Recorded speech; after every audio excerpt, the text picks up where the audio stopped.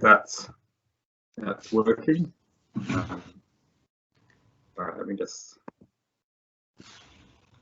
All right, so as I said, what I'm going to talk about is facilitated contract renegotiation, or FCR.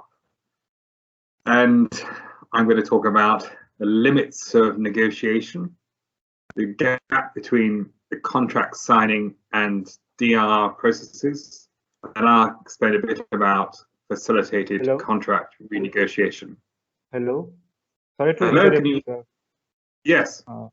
Allow me to introduce yourself. Introduce you. Please. Okay. Oh, please do. Thank you, sir. Let me. Sure. Oh, sorry. Good afternoon, one and all. I, Manthan Suthar, and Yash Sharma, on behalf of Adani Institute of Infrastructure Management, take this opportunity to welcome all of you to the technical session 5 of the International Virtual Conference of the Future of Dispute Resolution in Infrastructure Sector 2021, organized by Adani Institute of Infrastructure Management, Ahmedabad. Today, we have with us Mr. Ben Garetta as a guest of honor. To briefly introduce, Mr. Ben Garetta is the current chair of the London branch of the Chartered Institute of Arbitrators and co-head of International Arbitrator at Fox Williams LLP. Sir is a commercial dispute lawyer with a broad range of experience in litigation, mediation, and expert determination, and particular expertise in international commercial arbitration. Sir has been working in international arbitration for around 20 years. He has been involved in arbitration in many industry sectors, but his main experience has been in energy, infrastructure, and technologies. He has advised clients on issues arising from contracts in many different industries, including oil and gas, liquefied natural gas, renewables, construction, mining, technologies, mergers and acquisition, shipping, and commodities. We heartily welcome you, sir, and we request you to kindly address the gathering. And in between, if anyone wants to ask any question, please put it in the chat box. Okay, shall I start again? So thank you for that introduction. I'm sorry that I jumped the gun a little bit. And what I'm going to be doing is talking about facilitated contract renegotiation. So I will share my slides again and start again. All right.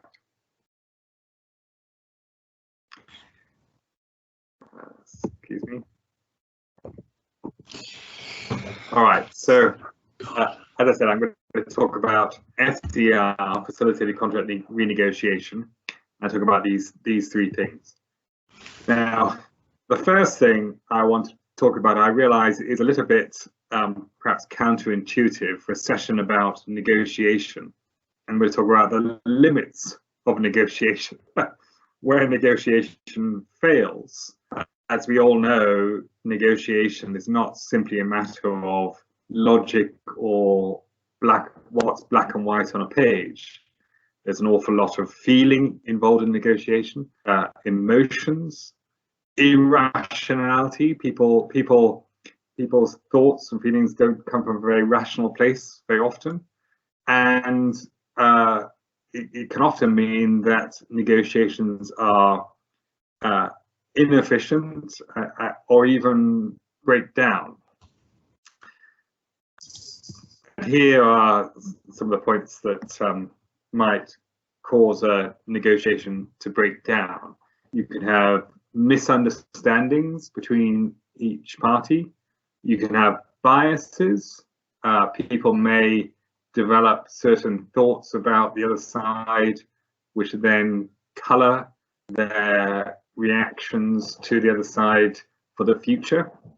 There can be distance between the parties, and as we know, distance creates further difficulties and lack of communication, both physical and physical and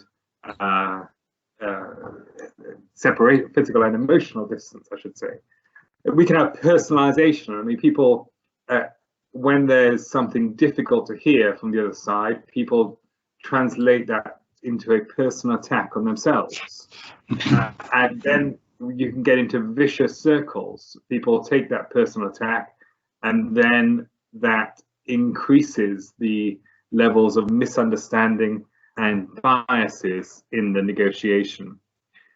And finally, I'm afraid to say sometimes lawyers create difficulties for negotiation.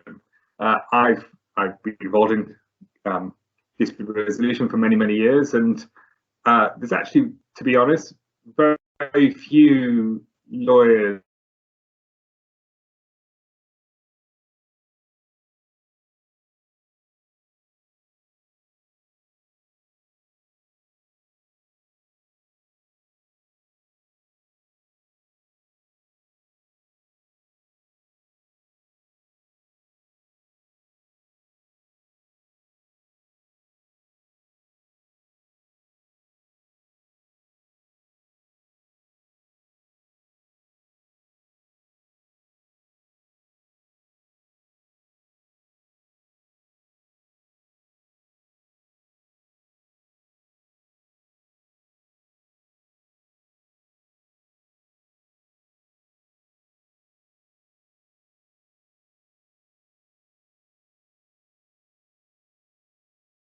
Hello, sir. Are you there? Your voice is not audible.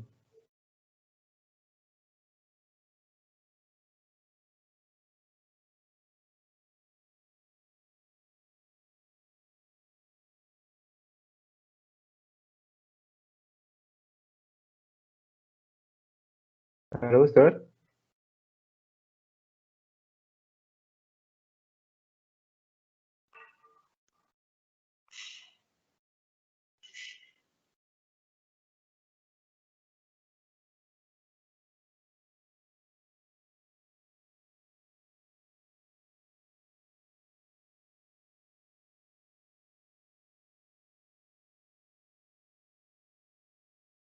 Hello, sorry, I seem to have lost you there. Am I back now? Yes, sir. Okay. Please continue, sir. Right, let me go back to my slides. Sorry. Beg your pardon. Here we go.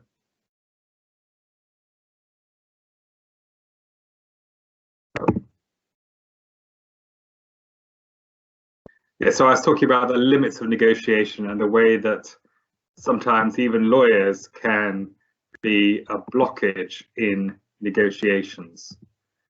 And now, of course, we all put our dispute resolution processes into a contract, a clause leading to mediation, arbitration, litigation.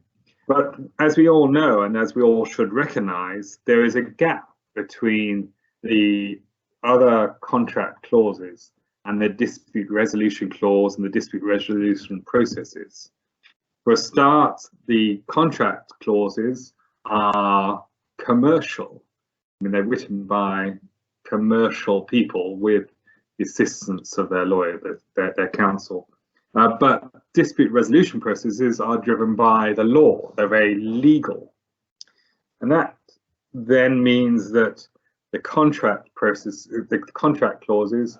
are quite flexible. I mean, you can always amend a contract clause, whereas the dispute resolution processes turn out to be rather rigid, especially when you get into litigation processes where the parties have no choice but to follow the rules mandated by the national courts. Contracts are outcome focused. I mean, contracts are entered into for a commercial purpose, a new project, the generation of profit. Whereas dispute resolution, while also outcome focused in the sense of seeking to resolve the dispute, are in addition very process focused. As we all know, we spend many hours arguing over whether particular rules have been complied with or not. There's an awful lot of focus on the process of dispute resolution. When you're drawing up a contract, in very broad terms, you usually see the parties leading with the lawyers following. The lawyers are enabling the parties to achieve what they want to achieve with the contract. But in a dispute resolution process, very often that positioning is reversed, with the lawyers leading and the parties following. Parties, I mean, quite literally, very often, as you well know, the parties are sitting at the back of the courtroom while the lawyers are at the front. And of course, it's very often it's different lawyers. It's typical. I mean, in all cases, really, one will see commercial lawyers doing the deals and then handing the dispute over to dispute lawyers. The contract negotiation process happens in what are very usual surroundings for the parties, i.e. their offices, whereas the dispute resolution process happens in an unusual surrounding, a courtroom or an arbitration room, etc. A contract usually has only a dual aspect, by which I mean you are dealing just between the parties. If there are two parties, obviously there could be more than two parties, but the communications between the two parties. Whereas in a dispute process, typically you'll have a multiple aspect. You'll be communicating both between the parties and between the parties and a dispute resolver, such as a judge or an arbitrator. And there could be a whole range of other participants in the dispute resolution process.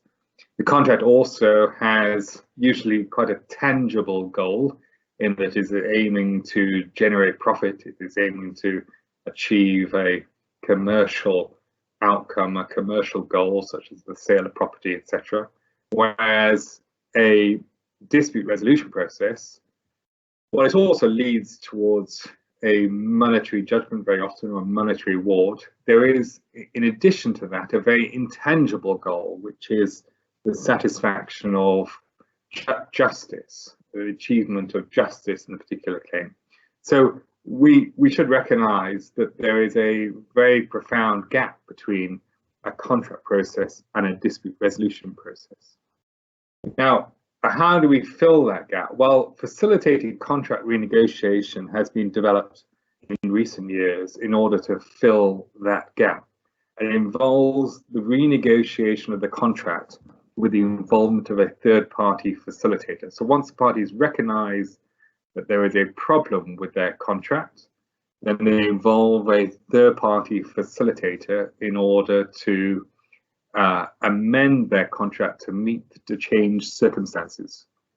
Now, this process needs to be voluntary. The parties need to recognize that it is in their best interest to enter into this process. It is also commercial, so it falls within that first column in the slide I've just shown to you, rather than the second column. It's a continuation of the negotiation processes that led to the signing of the contract in the first place. And there's very much a focus on the contract itself rather than on intangibles such as achieving justice. Now, what I've just described to you, one might say, is very similar to mediation. And you'll be right, it does share a lot of the characteristics, but there are some crucial differences. And I put these on the next slide. Firstly, mediation tends to happen after the dispute has formally started.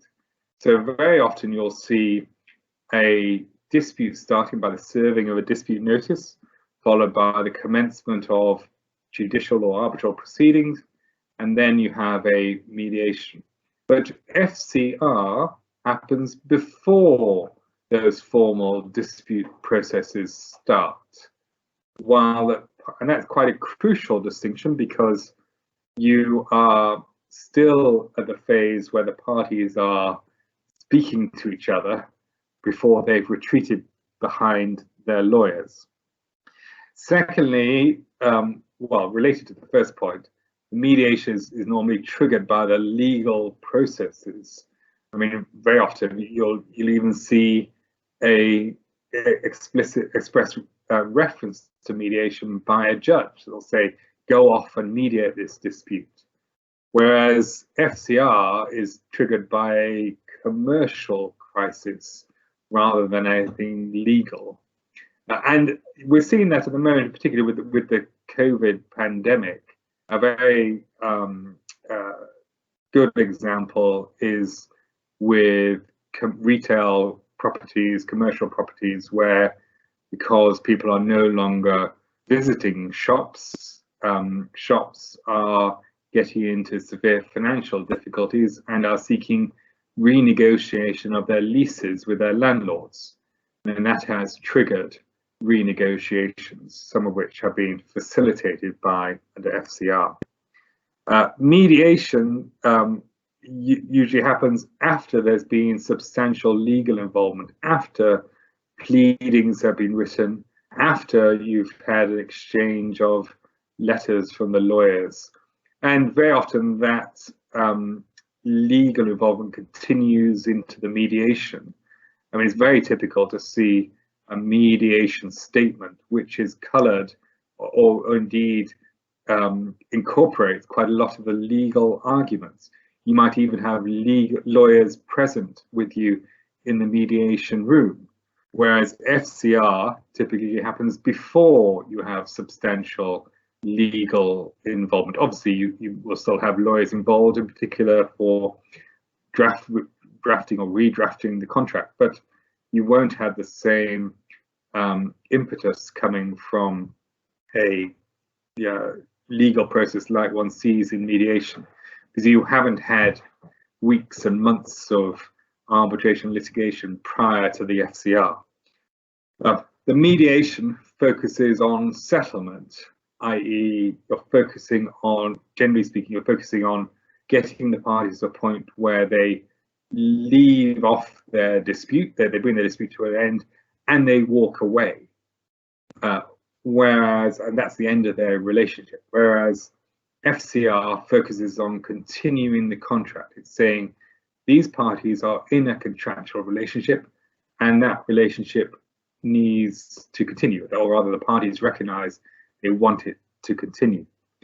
Mediation can also involve quite a broad discussion of the parties' interests. Very typical for mediators to try to dig down into parties' backgrounds and their commercial goals in order to work out what their true interests are. Whereas FCR is very much about discussing the contract that is in front of you, the contractual terms that have been written down, and how to amend those to enable the project to continue. And mediation very often culminates in a single mediation meeting. And in this sense, it really mirrors an arbitration process. Arbitration, litigation, and mediation reach a climax at a hearing or a meeting or some sort of gathering of all the parties. Whereas the FCR is much more like the original contract negotiation, meaning there could be multiple meetings, there could be multiple emails and phone calls or whatever. It's a process that happens over a period of weeks rather than a single day where everyone gets together. But having outlined those differences, I do want to stress there are a lot of similarities between FCR and mediation. Firstly, it is very, very important, both in FCR and in mediation, that the parties sufficiently prepare before they get into the FCR. You need to work out what your commercial position is and what you want to achieve from the process. You need to show respect to the other side. An FCR may have been requested or triggered by one of the parties, but that's only because they are facing extreme difficulties and they want to continue the contract. The other side needs to respect the position that they put themselves into and work out a solution to that. Obviously, in many situations, in some situations, it's possible, in which case to litigation. But in order to achieve a successful outcome from an FCR, then you'll need to show respect for the other side. There needs to be flexibility. You need to approach the contract with fresh eyes, as if you were back at the start of the negotiation process, and think, well, how can we change this in order to meet the new circumstances? There needs to be communication. I mean, that's very obvious, but it's worth restating. There needs to be a communication between the parties in both FCR and in mediation. And this is really where the facilitator adds value. They're able to promote that communication. They're able to suggest new ways for the parties to negotiate. They're able to suggest new approaches for the communication, which may have hit a brick wall up to that point. In both mediation and FCR, you need to move away from thinking about standing on your legal rights. Obviously, those legal rights don't go away. Obviously, you are in a binding contract and you can pursue those rights if you want to go down that route. But if you're going to achieve a commercial solution before getting into the legal processes, then you'll need to think about not standing on your rights so strictly. You need to think about what other ways in the real world, in the commercial world, to find a solution. And finally, and again, this is a very, very obvious point, in both mediation and FCR, you need to be reasonable. You need to be, rather than being driven by emotion or anger or whatever, you need to think, well, what is going to be the best commercial outcome for us here? How do we achieve a way forward that allows us to continue with this contract and without the whole thing disintegrating into litigation and arbitration? So that was a very, very brief overview of FCR. My time has run out. As I said, FCR is being introduced in a number of places throughout the world. If you want to learn more about it, you can look on the website of the London Chamber of Arbitration and Mediation, where there's quite a lot of detail about it. So thank you very much. Thank you very much, sir, for such insightful and information session. Thank you.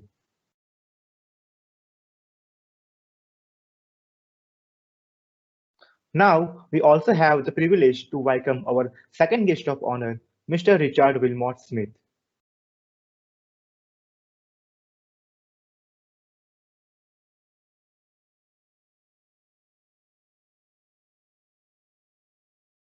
To introduce, sir is a specialist in all aspects of construction and engineering, litigation, and arbitration. His experience includes disputes involving performance bonds, guarantees, engineers, and surveyors. His expertise also extends to issues involving European law, environmental law, health and safety, railways, and oil and gas. He has acted in litigation and arbitration concerned with major projects in UK, US, Tanzania, Egypt, India, Singapore, Hong Kong, Canada, Iran, Iraq, Dubai, Qatar, and Saudi Arabia. His major projects includes airport, roads, tunnel and structures, ports and dry docks, housing, factories, transport, and oil platforms. He is also an author and editor of Wilmot Smith on construction contracts. We welcome you, sir, and place our humble request to kindly address the present audience. And in between, if anyone wants to ask any question, please put in the chat box. Hello, can you hear me? Yes, sir, you are audible. Well, welcome everybody. Thank you very much for having me. It's a real privilege to be here and a real privilege to listen to the papers and indeed the last presentation. Just coming off from the papers, can you see me as well? Can you see me? No, sir. How do I do that? Hold on a second. No, my camera is on. So how do I get the camera? How do people get the camera onto me? I've turned my camera on. You can still hear me? So we can hear you, but we can't see you. Right. How do we get them to see me? So you can just turn off the camera and then turn on again. I've turned it off, and now I've turned it on. Off, on, off, on. Okay, I'd better just carry on without you seeing me then. I'm sure the technology people can sort this out in the course of my talk. Anyway, I'm going to be short because I'm over time. I see from the I see from the clock that in fact I should have stopped about 10 minutes ago. So I'm going to be a little bit quicker than the 15 minutes. So to try and help you get back on track. I'm starting from the point that the session is about developing negotiating skills in-house for dispute solutions, and therefore that's the centre of what I'm going to say briefly to you. But just moving off from one particular topic in the last session, and the question of mediation and the Mediation Act, the potential for a Mediation Act in India, I should say that there are Medarb clauses that can be put into contracts, which, if so done, ought to have the effect of ensuring that a mediated solution then has the force of an arbitration award, because basically you have an arbitration clause which begins an arbitration. The arbitrators then move off to become mediators. There is then a mediated solution in the middle of the arbitration. If that mediated solution results in agreement, then it ends up in an award, which then has all the force of an arbitral award. The advantage or disadvantage is that if the mediation fails, is you need a new tribunal, because the tribunal can't go on to hear the case as it has mediated it. Now back to the topic of the session itself, developing negotiating skills in-house. Now, the architecture for dispute solutions. So basically, you've got to, I'm thinking about developing your skills in-house to negotiate disputes, which is what I'm assuming this is all about, or should be all about, which is a different topic to the standard topics you have in relation to dispute resolution, how to start, how to write a dispute clause, how to start a dispute mechanism in process, and how to nurture it from start to finish. And what I've found over, I'm afraid, far too many years, 40 years in dispute resolution, that most of the skills that you need to develop, which are valuable, come from everyday life and come from humanity, rather than the skills that you have developed. And I'm assuming in this particular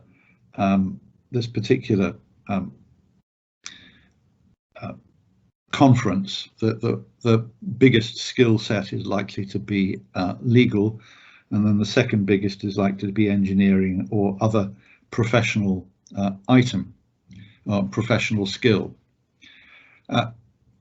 In order to negotiate well in difficult circumstances, you need to do a number of things, but I'm just going to concentrate upon two topics. One is trust and the other is intuition.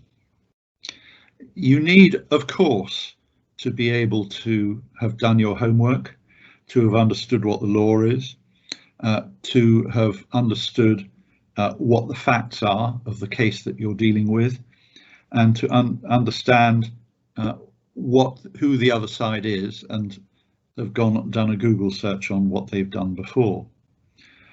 But you need two essential qualities, as I say, trust and intuition.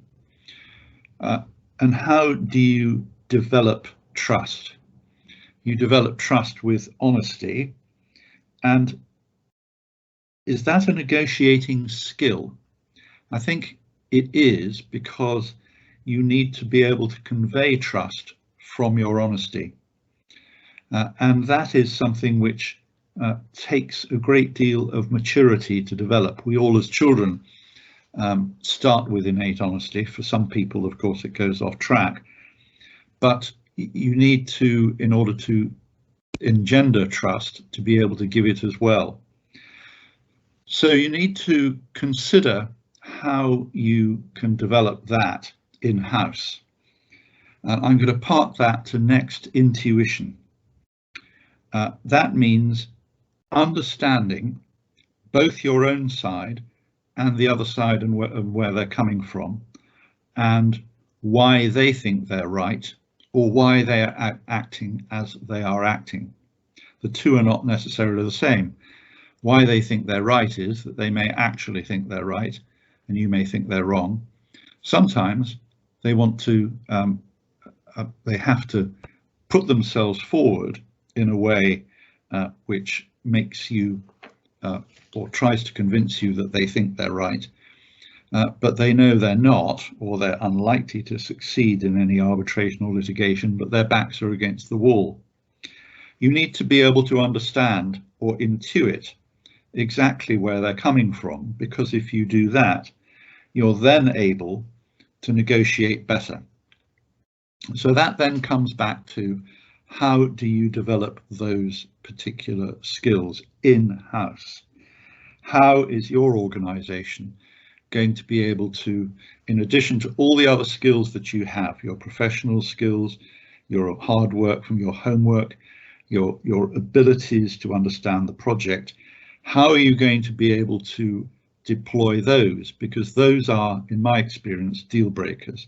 If you don't engender trust in the other side, then you can forget about a proper negotiation.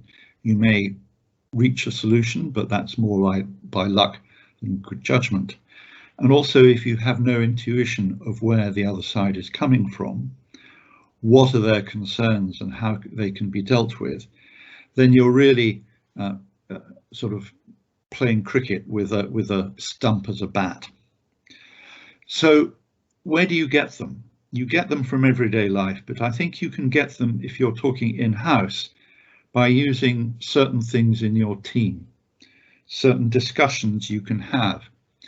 And I'm suggesting there are two you can have, of groups of 4, to sit around and to talk about, first of all, about cases. To talk about a recent case and then discuss between one another what the claimant thought prior to it going to court, what the defendant thought prior to going court, what the judge thought, and then what you think. And in centering the discussion on those particular aspects of the case, you can then get an insight into where each particular person is coming from. And then you move the discussion into the second area, which can be in relation to, well, okay, there we are. This is what they think. How do we get round that so that they can trust us in our discussion? So if you're thinking, well, I'm analysing what the claimant in this case is coming from, how I've now analysed that, but I'm looking at that from the point of view of the respondent. How did the respondent look at that? And in discussing that particular case, sitting around the table, the 4 of you, you can then start to develop in understanding the question of what could be trusted, what could not be trusted. And secondly, in relation to intuition, which is an aspect of the same thing, you need to understand everything about the person or the company you are dealing with. And that has many aspects, but I'm going to come up with one which you don't, my guess is that you haven't had discussed so far in this conference, and that relates to gender. It's obvious in a multidisciplined airport case, or a multidisciplined airport, you're going to have many different countries and cultures. But there is one aspect of it in relation to gender. In my construction industry in England and Wales, we have been traditionally very misogynistic. In barristers' chambers, for example, they only started taking women, and that was in very strange and strained circumstances in the 1980s. And it's only in the last 10 or 15 years that my legal profession has actually got around to understanding that half the population count. But if you're looking in-house, most people in-house are going to be looking at it from the point of view of men, because men are still at the top. I suggest you have in your in-house legal department, your in-house dispute resolution department, a book club where once a month you discuss a topic, and I'm suggesting that the first topic is about gender. And the first book I'm going to suggest that you discuss is called Women Don't Ask by Linda Babcock and Sarah Lasheva, and it's called Negotiation and the Gender Divide. Because in negotiating, we very often do not understand the gender division, what a man will say and think and what a woman will say and think in the same circumstances are very often subtly and sometimes unsubtly distinguished by their different life experiences. If you're not sensitive to, if you're an all-male in-house, you're not sensitive to what your female opposite number is going to think and how she's going to react to anything, any particular thing you say, then your negotiation is going to get off to a bad start. Now, I see that so far as time is concerned, I am slightly earlier in terms of finishing, but we're still quite late in terms of the timetable. But I think now is probably a good time for me to stop and allow the next guest of honour his place in the sun. Can I just thank you for having me? I hope my albeit abbreviated insights are of some assistance, albeit that they may be off the rather more heavy track than the rest of the day is. Thank you so much.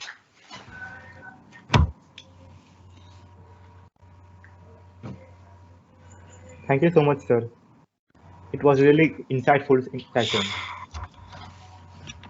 Now we have with us Mr. Vijayan Veeraraghavan as a guest of honor and session chair for the session.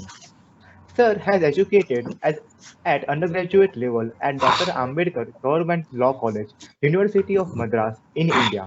His enthusiasm towards arbitration made him decide to pursue whole-time arbitration practice, and he was admitted as a member of the Chartered Institute of Arbitrators, a worldwide organization based in London.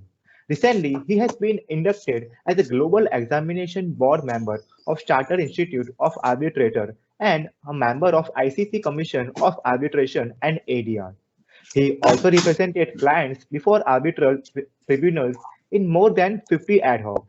His area of practice includes international commercial arbitration, maritime arbitration, international trade and contracts, intellectual property rights, construction disputes, finance disputes, securities arbitration, joint ventures, and bank laws. Sir is certified as an arbitrator by several regional and national arbitration institutes. We heartily welcome you, sir, and now we request you to kindly take over and address the gathering. Thank you. Am I audible?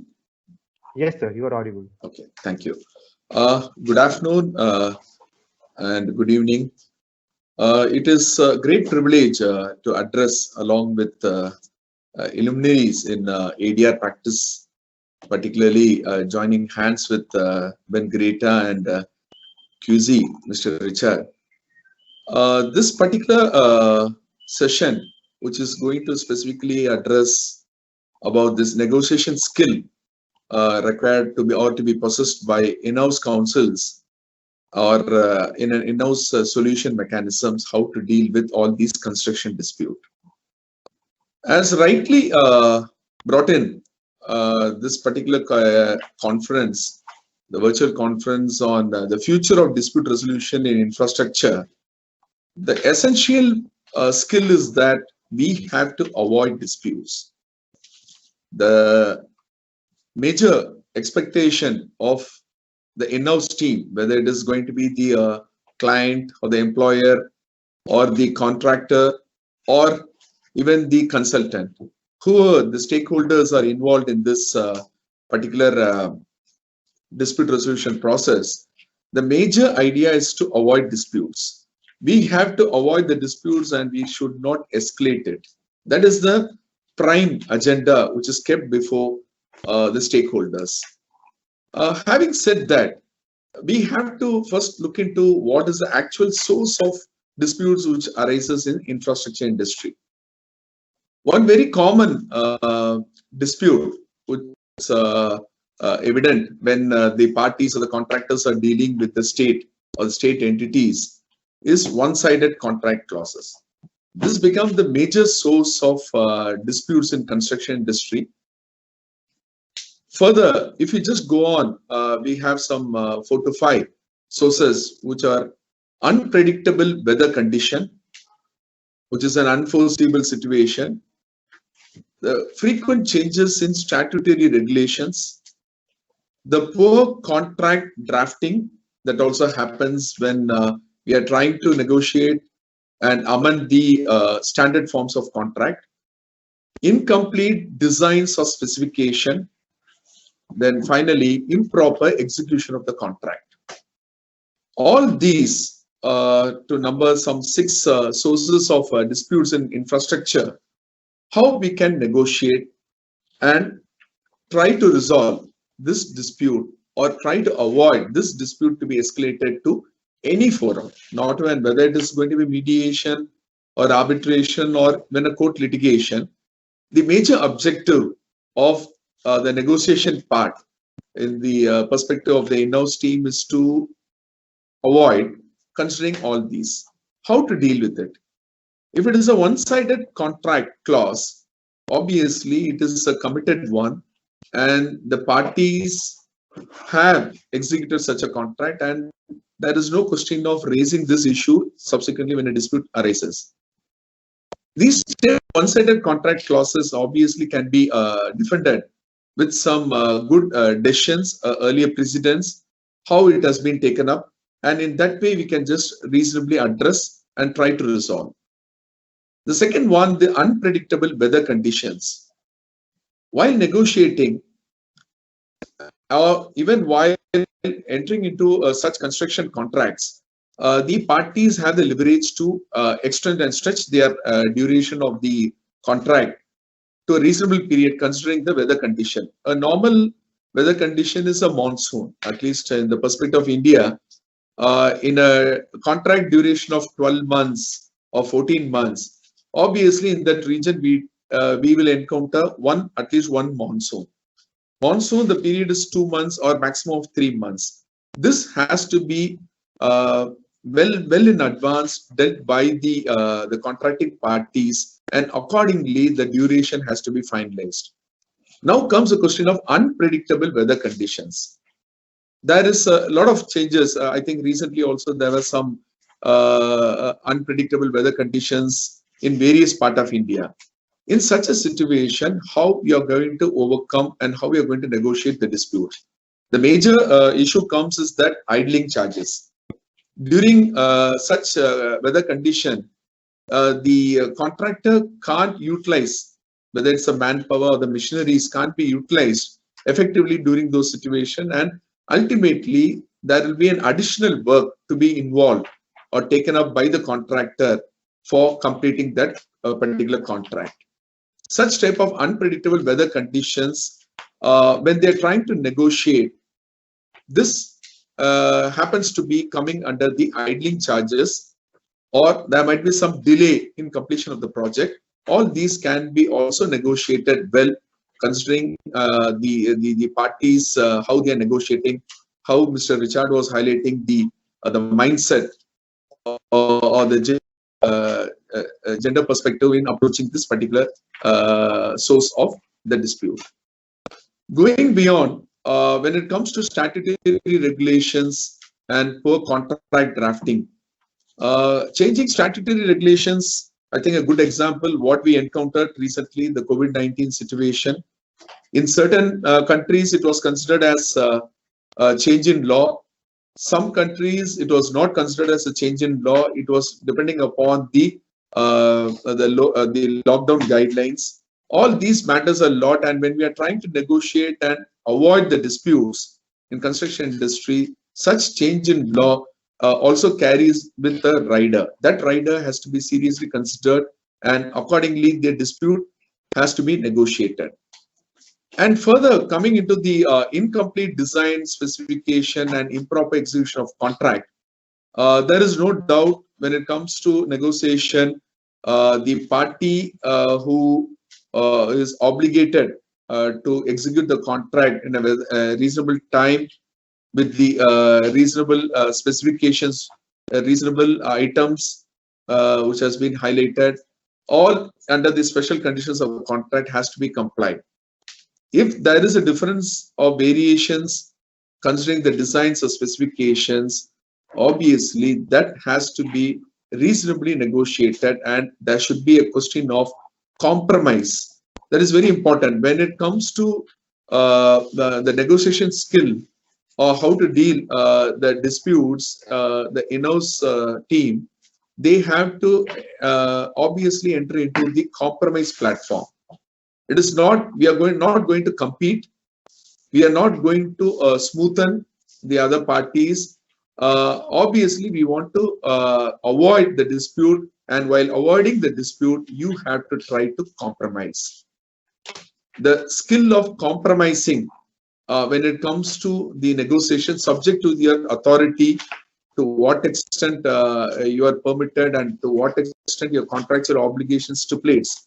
It is always better you try this, the best mechanism, that is compromising. Compromising obviously ends up the dispute within a reasonable purview and the accepted limitation. This you had to seriously consider. To the very definition of the term negotiation. Commonly, when we read, negotiation is considered to be a communication skill whereby the process involving two parties to compromise and come to an agreement. That is the word they are using even in the famous treatise written by Roger Fisher. Negotiation is a communication skill whereby the process involves two parties to compromise and come to an agreement. This has to be the prime objective, particularly the compromising. And not only that, while avoiding possible argument and the dispute. We are going to avoid the dispute, and we are trying to avoid the possible argument, or the different positions of the parties has to be addressed very well. And when we further look into the definition, it also speaks that a good negotiation is vital to the success of a business, especially construction industry. Please keep in mind, when we are entering into an infrastructure contract, or relating to construction activities, particularly dealing with state entities, the public sector undertaking, the central public sector undertaking, the aspect of the vital aspect to succeed in the business, that is very much essential, and we should not be listed under the blacklisting of the public sector undertaking. In that perspective, we have to try to develop our negotiation skill. But while negotiating, in addition to the general qualities, that particular person have to deal with the knowledge of the dispute. He has to communicate properly. The decision-making authority has to be given to that particular negotiator. Clearly, it is a problem-solving method, and the most important is that this negotiation has to reduce the misunderstanding between the parties who are involved in the dispute. We are trying to reduce the misunderstanding. For this, in construction industry, the most essential tool, which a negotiation tool, which the parties have to keep in mind, is to apply the dispute board. The dispute board is very, very important development which comes under the ADR mechanism, which is called as a dispute board in Europe, dispute adjudication board in UK, and dispute review board in India. This is a very common practice which has to be effectively taken by the in-house team before taking the dispute to either mediation or arbitration or the court litigation. When we are effectively dealing the dispute with DRBs, most interestingly, the DRBs are all facilitated by engineers or the people who have the domain expertise. If you are going to take this issue to a platform wherein the technical persons or the subject domain experts are there, then obviously that negotiation skill would succeed.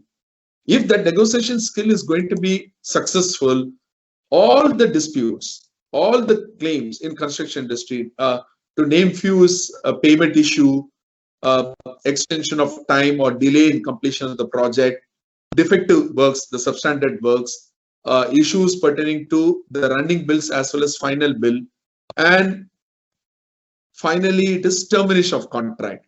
All these can be reasonably addressed when you apply this principle of DRBs in all of your construction disputes, whether it is pertaining to the BOT contract or BOOT or a FIDIC contract, a normal FIDIC contract, or the new European contract, any type of contract. If you apply this, the concept of DRB, which happened to develop through the development loans, wherein the IMF or the Asian Development Bank or the World Bank, if they are financing some infrastructure project, this happens to be a mandatory provision in the contract to be included, wherein the negotiation skill of the in-house and how to resolve the matter in-house is effectively addressed. And when we are going to incorporate or implement this DRB or the DB or the DAB, then we need not even go to mediation or arbitration or court litigation. Obviously, the disputes are reasonably avoided, the cost is minimized, the time is saved, and ultimately the very purpose, that is the completion of the project, would be done effectively, as these DRBs are all constituted during the execution of the contract. Please keep in mind, these DRBs or DABs or DBs are not post-dispute. It goes along with the execution of the contract. When we commence the contract, the DRB also is constituted, and the DRB regularly meets and guides the entire team who are participating, the stakeholders in that particular contract, whether the client or the contractor. They will depend on the guidance or recommendations given by the DRBs, and this DRBs would effectively develop the negotiation skill which is required to avoid the dispute. take this seriously, and if it is effectively dealt, then your disputes are avoided and ultimately the contract is executed for the benefit of whether the client or the general public at large. I think these are some few words I wanted to share. Very essential thing is that we have to include DRBs in all our construction contract. Thank you.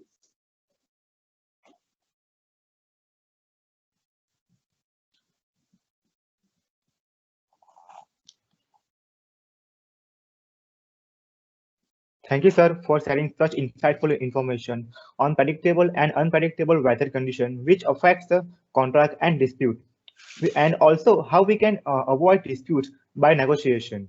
Now, I would request Mr. Yash Sharma to take over the session.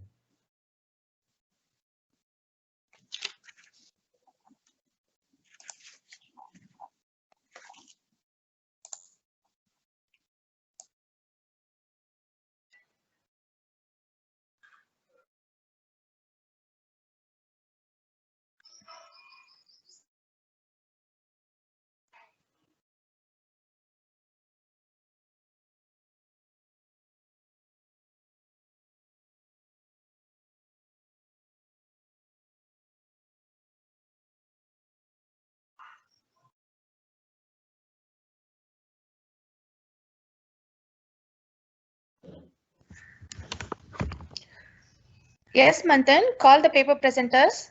Sure.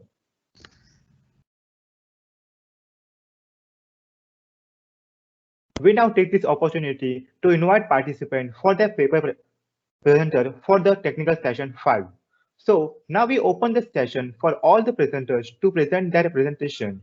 Kindly note that you have in total 7 to 8 minutes for presentation and 2 minutes for question and answer, 1 minute from audience and one question from the session. The first participant is Dr. Ankita Patil. We welcome you, ma'am. You may please take over.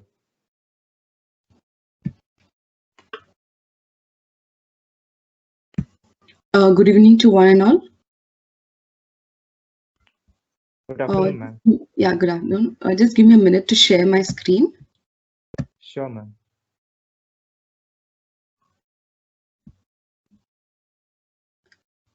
Kindly let me know in case if you're able to.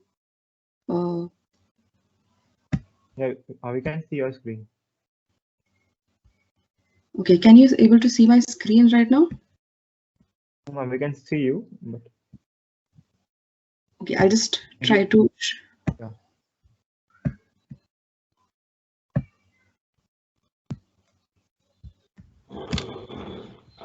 Okay, can you just confirm me on this? Can you able to see my screen? Yes, ma'am. Now it's visible. Okay. Thank you so much. So good evening all.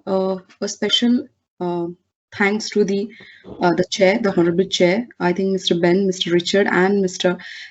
V. N. Vijan has given us a lot of insights on how exactly we have to move on with regard to developing negotiating skills in-house for dispute resolution. I think majority of the things with the honorable chair has already addressed is going to be what exactly the session is going to take forward. So coming to my topic is mainly on an overview of dispute resolution through mediation under Consumer Protection Act 2019 in India, which I think majority of the presenters here may be aware that this new chapter, that is chapter 5 on mediation, has mainly been recently come under the Consumer Protection Act 2019. So how exactly we will be dealing with mediation, because mediation, as we know, there's no any exclusive law as such in India, but under this act, for the first time, where the chapter where it's getting a legal sanctity with regard to a separate chapter like mediation cells is going to have been established under the Consumer Protection Act. To tell about the international instruments, they are UN guidelines as well as UN principles on business and human rights with regard to the protection of the consumers' rights at the international level. Now, what exactly is mediation, arbitration, and litigation, which we have already seen since 2 days? I won't be going into detail, but yes, we know that it is mainly a voluntary process. It's a win-win situation where it mainly retains the bond between the parties. It is mainly private, it is mainly confidential, as well as majorly the mediator here, he is not going to play a role of a judge, a counsel, or an advisor, but he is merely just facilitating between the parties. With regard to the process, we also know that it is mainly under mediation. It's not just about law. It's mainly about what is the interest of the parties, the psychological and the substantive satisfaction which comes. That is mainly the outcome, which is mainly centered towards the future, centric between the parties. Whereas when we compare it with the process of the litigation and arbitration, it is much more past centric as to what exactly happened and how exactly they are going to go further in these two processes. We do know that there are court annex mediation and pre-litigation. We know about CPC and the new chapter which has come under the mediation. So mainly under mediation, we are mainly looking into the identifying the issues which are raising the conflict, why exactly the conflict has led to the disputes. They are mainly clarifying what are the priorities as to why exactly the mediation has been mainly, the process has been taken. And also the major aim is to explore the area of mainly the settlement and the compromise, or you can say, to mainly resolve the dispute amicably. Now, what exactly are the objectives? We all have been hearing this, that it is mainly reduction of the time taken. It might be the cost. It might be given more satisfactory. It is minimizing a lot of disputes, which in turn, which will help into docket exposure. That is nothing but the burden on the courts. It is also giving an open channel for the communication. It is enhancing the relationship between the disputing parties. It's saving a lot of time and empowering the parties. With regard to the mediation principles, there are a lot of theories and the principles which are mainly with regard to mediation. Here, there's a lot of difference between the mediation and with regard to the process which happens, because it's mainly the party centric. It's mainly with facilitating both the beneficial settlements which happens. It's confidentiality. It's mainly facilitating between the non-binding third party. It's mainly confidential, applicability, the no blame games, and it is totally voluntary. Here, none of the parties, either of the parties, cannot be mainly brought into the process of mediation compulsory. It cannot be made mandatorily, but it should be mainly voluntarily. It should be confidential, and the parties have to amicably settle. If not, they can always go back to the adversarial method under the Consumer Protection Act. With regard to the process, we know that it's mainly the introductory remarks, the communication between the parties, as well as the problem solving and the settlement. To mainly ask whether it's very effective, yes, it would be mainly because it's private, it's immediate, the rights are very much clarified, the interest based, it's mainly brings a lot of trust in the process, it's very inexpensive and also satisfying to the parties.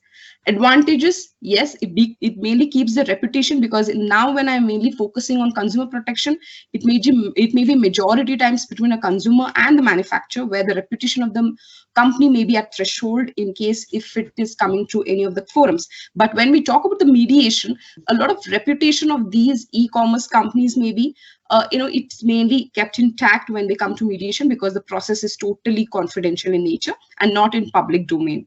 It mainly preserves the relationship between the parties. It mainly seeks to have a substantial resolution and also saves a lot of huge litigation cost, as well as time, energy, and resources.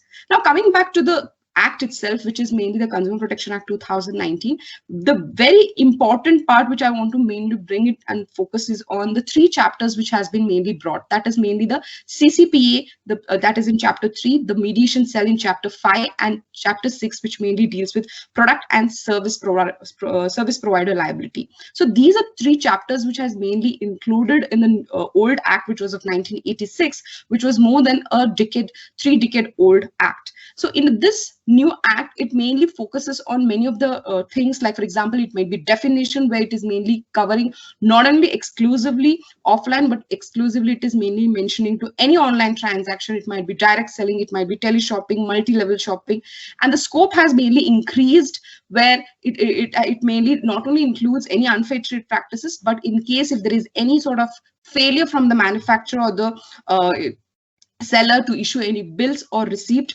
it may be refusal to accept the goods within the 30 days, which is mainly a cooling period.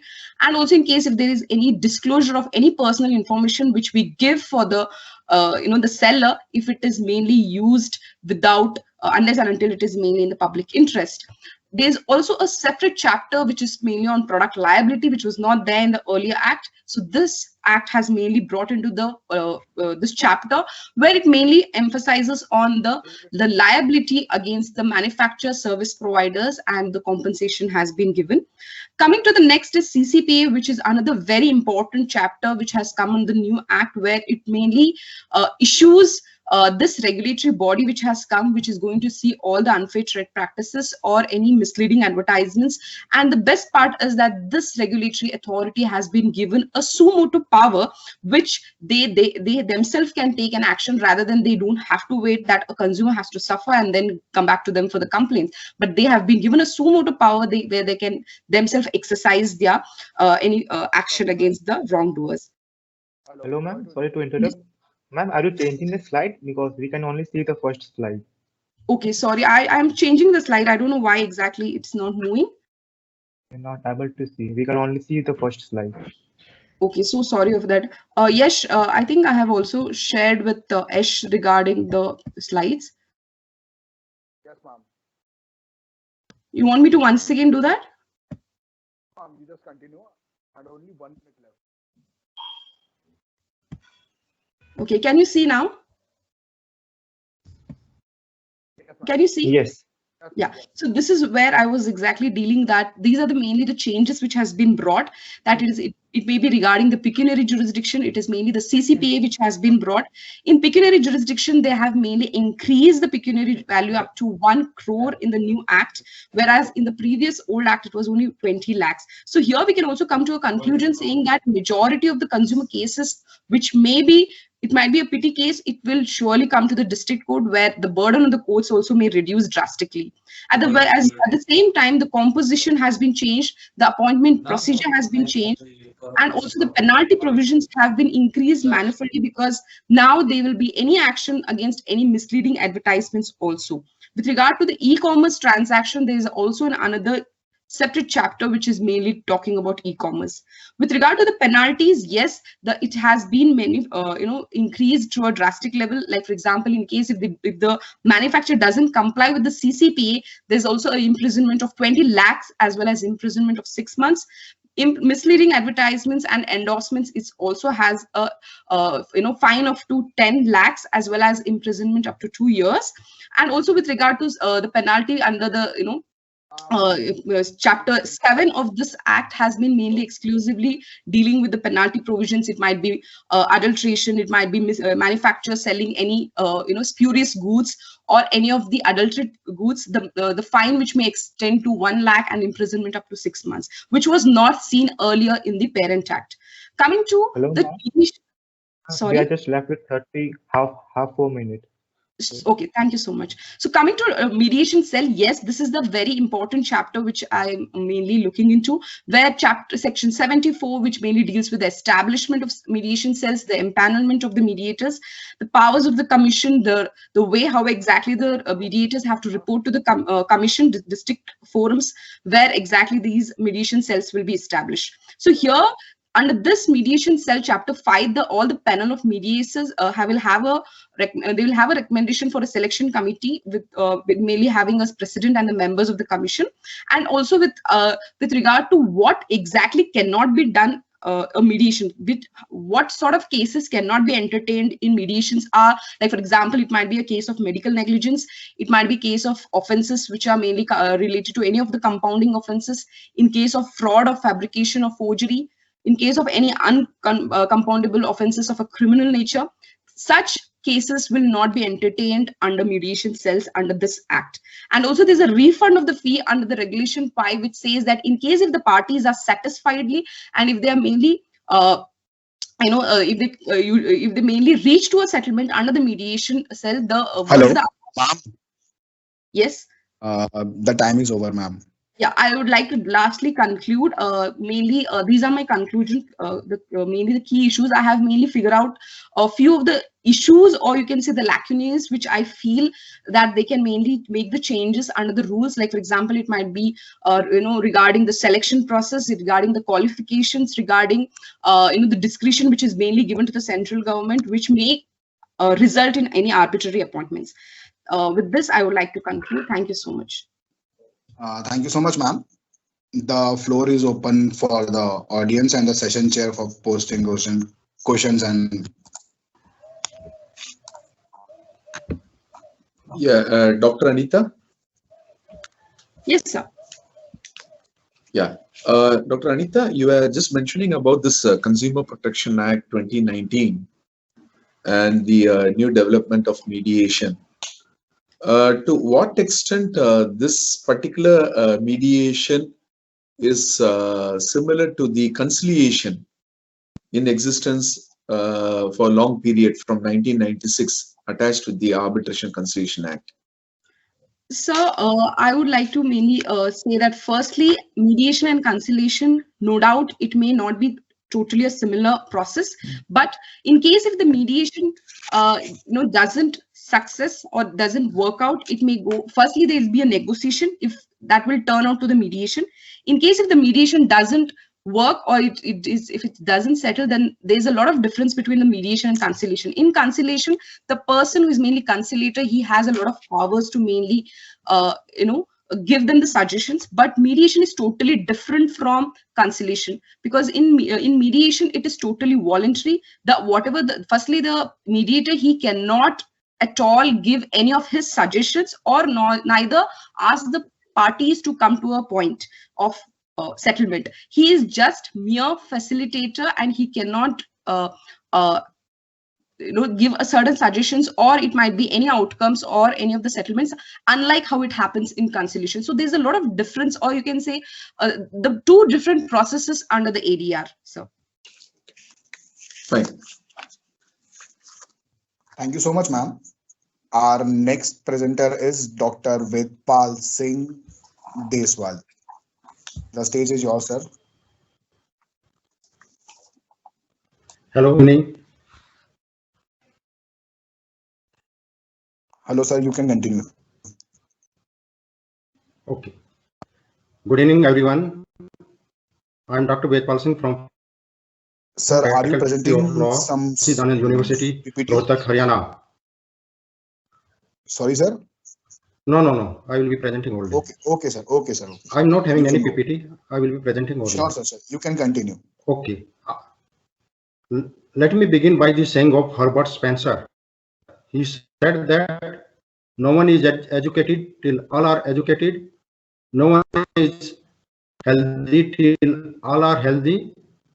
He wanted to convey a message that how can everybody will be happy if someone is suffering on account of justice. Justice is paramount in any civilized society.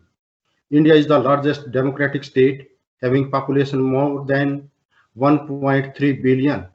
You will be surprised to know that today more than 60,000 cases are pending in this Supreme Court of India. More than 3 lakhs cases are pending with various high courts of the nation, and more than 3 crores cases are pending with subordinate courts. It creates an anxiety in the eyes of the prudent person, because everything is accounted on account of amount of justice dispensed in a society. My objective of the paper is to understand the functioning of Indian justice delivery system. Number 2, to find out the factors responsible for large pendency of the cases. Number 3, to learn the role or character of the judges in the pendency of the cases. Number 4, remedial measures to achieve access to justice as a fundamental right. We need to identify whether it is on books or it is in real form. Number 5, to highlight the viability of alternative dispute resolution in achieving the aforementioned ideals of institutional efficacy to reduce dependency. You will be surprised to know that there was a case of Rudal Saha versus State of Bihar. In that case, the person who was not convicted and he was simply following the procedure of law, court of law, he remained in jail for a period of 29 years. Under trial prisoner he was. So you can understand that too much problems are there in our administration of justice. Delay, expenses, a rigidity of the procedure, and a reduction in the participatory role of the parties. As we know that we need to hire the services of an advocate and what role he will be playing in the court of law. It creates a kind of anxiety in all those persons who are fighting for their rights. For dealing with such type of cases, that how to remove the pendency in the court of law, we thought that the Parliament of India enacted the Indian Arbitration and Conciliation Act of 1996, which marked as an epoch in the struggle to find an alternative to the traditional adversary system of litigation in India. It heralded the dawn of a new regime of negotiated settlement and consequential dispute resolution as a means of combating the insufferable impediments posed by the disruptive and anarchistic civil justice delivery system.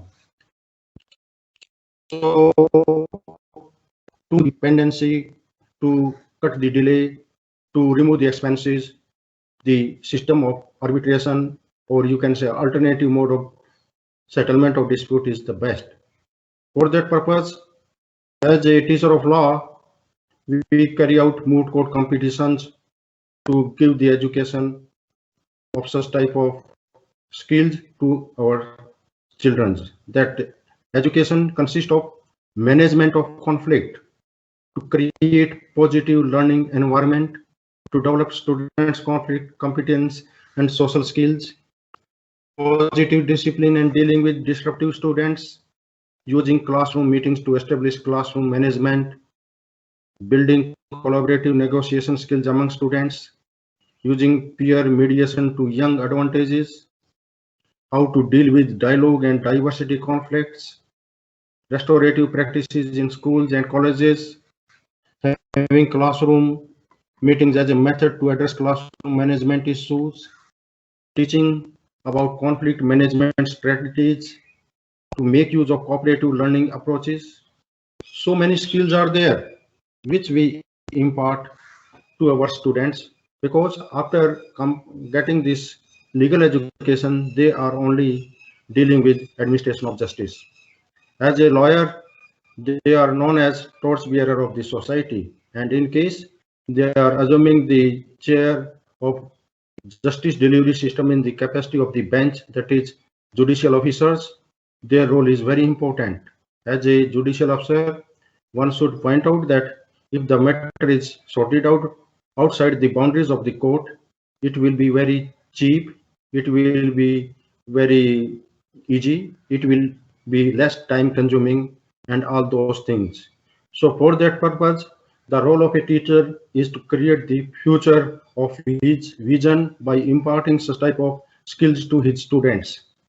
It should be in such a way that the poorest person can feel pride to be a member of the state, because we, as I mentioned, more than 138 crore persons are residing on the territory of India, and we follow the principle of PPP, public-private partnership. It means every stakeholder should feel that there is an important place for him. So for that purpose, participation is must. So in terms of settlement of dispute, whether it is a domestic dispute, whether Sir, it is a sorry to interrupt. Last minute left. Okay. Within 1 minute. So it can be possible where justice is available to all, irrespective of his economic conditions. In the case of Husainara Khatun versus State of Bihar, the Honorable Supreme Court held that it is the duty of the state to create the infrastructure in such a way that despite economic conditions, everybody gets the justice. So for that purpose, it is our duty to teach our students to adopt this method as a traditional approach towards settlement of disputes. Thank you. Jai Hind.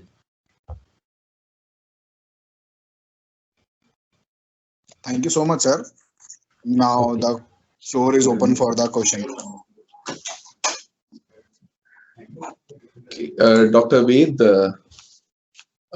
Sir. Yeah. Dr. Ved, to what extent such type of justice delivery system would be helpful in infrastructure industry? If I talk about infrastructure industry, means settlement of disputes. This is a mode of settlement of disputes. Means we are pacifying the needs of the parties. So it will depend upon case to case.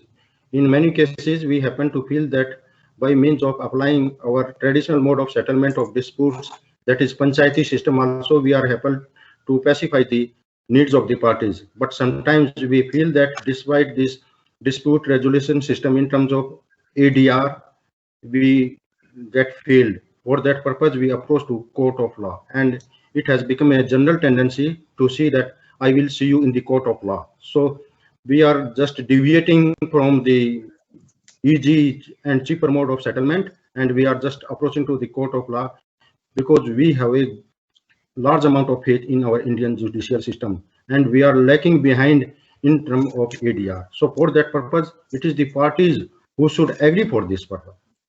Okay. Thank you. Okay, sir. Thank you so much, sir. Now, our third presenter is Nandini Garg and Vasu Manchanda. The stage is yours. Good morning, one and all. I'll just start sharing the PPT. Sure, sir. Sure. Yes, I will be visible. Just a second. Right. Good morning, one and all, respected chair. So the topic of our presentation is diplomacy, discussing differences and deal making in aids and devices towards in-house dispute resolution. It is being presented by Nandini Garg and me, Vasu Manchanda. We are from Faculty of Law, University of Delhi. Now, introduction. In the globalized world, there have been varied instances in the cases arising as a result of diametrically opposed proposition, draft values, identities, and varied disputes and conflicts owing to different perceptions and interpretations. That comes from the fact that we are living in a diverse world where people sitting in the Scandinavian countries or France, Germany or other European countries can easily do business with countries like India or Africa for that matter. And in addition to vaguely drafted clauses, as the chair very rightly said in the introduction, that there's a tendency of having one-sided agreements in our industry. Now this arises from the fact that clauses violating provisions of section 27 and also 28 for that matter of Indian Contract Act are well documented. The Supreme Court has time and again held them void, but their practice is still prevalent. Now such disputes can be cast aside through negotiation and reconciliation within an organization. A need has arisen towards development of dispute settlement norms with in-house conflict resolution mechanism. This need, as I just mentioned, I'll be throwing light on it in the subsequent slides. Now it has become impertinent to engage the processes that are directed towards addressing of complicated and varied interests while stemming towards mutual agreements and maintaining professional long-term relationships that have been formed over the period of years with various stakeholders.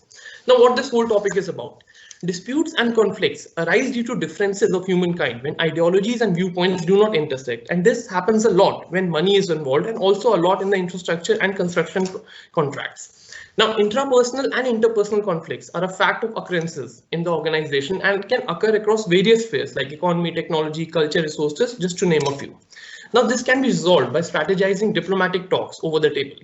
Due consideration over support, solidarity, resources, and organizational structure needs to be provided to let the negotiation process yield long-term sustainable outcomes. Starting with the first leg of the presentation right away, diplomacy is dynamic, pervasive, and requires sensitivity, which is quintessential for conflict resolution across personal, political, or professional platforms within the organizational framework at all levels. By at all, I mean the globalized level. It is an art which comprises of managing issues and people.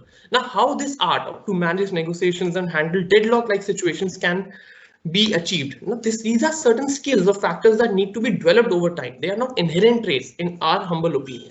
Resolution methods can be of two types: distributive negotiation and integrated negotiation. While engaging in resolving conflict through distributive negotiation, one must focus on getting the opposition party towards agreement to organizational specific target points, or to be as close to it as possible.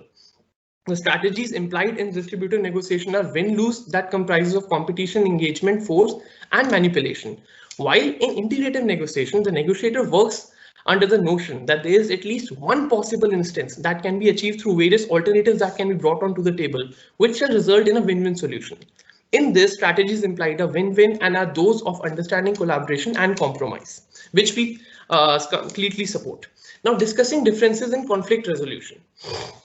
Differences usually arise from a preset form of drafting clauses. This, as I said, violating Article 27 and 28 of the Indian Contract Act, there is a tendency of following the preset form of drafting clauses in business contracts that has been followed since a lot of years. And though a change has been brought, but the change needs to be brought in more rapidly, in our humble opinion again. The second point, the indifference of the business executives towards law and order. To substantiate this, I would like to mention the ongoing Kocher scam case, the Enforcement Directorate case with Vijay Mallya, Nirav Modi PNB Bank case, and also the currently ongoing Future Bazaar, in which Mr. Kishore Bihani has been asked not to deal in securities for the next subsequent months. And the notion of such unethical business executives that they can get away with anything and everything by molding the law and indulging in further illegal activities still persists. However, when brought to light, when such cases are brought to light under the umbrella of white-collar crimes, it affects the reputation of the miscreant firm, in addition to shaking the investors' confidence and sabotaging the long-term relationship with customers as well as other stakeholders. In this regard, mediation in case of commercial disputes is proving to be very beneficial. Now, this can be attributed to the fact that under 2018 Amendment to Commercial Courts Act, mediation was made mandatory by virtue of Section 12A. Now, this can be attributed in addition to the negotiation skills of the attorney and following the principle that people should be disentangled from the problem. What this means is that the personal feelings, ego, and or shallow competitiveness should not affect the business transaction that is in the larger interest. Thus, the adversarial batting to side-by-side problem solving needs to be adopted. How this can be achieved? This can be achieved by being mindful of people's issues and strengthening, or at least, in our humble opinion, not hampering the professional relationship of being hard on the problem. A skillful negotiator needs to be spontaneous and change their mindset towards becoming increasingly solution provider in order to uncover various costs, making useful facilitation in trades, placing together a package, among others. Deal making in settlements and conflict resolution. Now, with fraud definition under Section 447 of the Companies Act being inclusive, a lot of undisputed power lies with the invigilator, such as the Enforcement Directorate, to investigate and hold the director, in case he or she has not exercised due diligence, liable for any crime, whether intentional or unintentional, committed under their watch.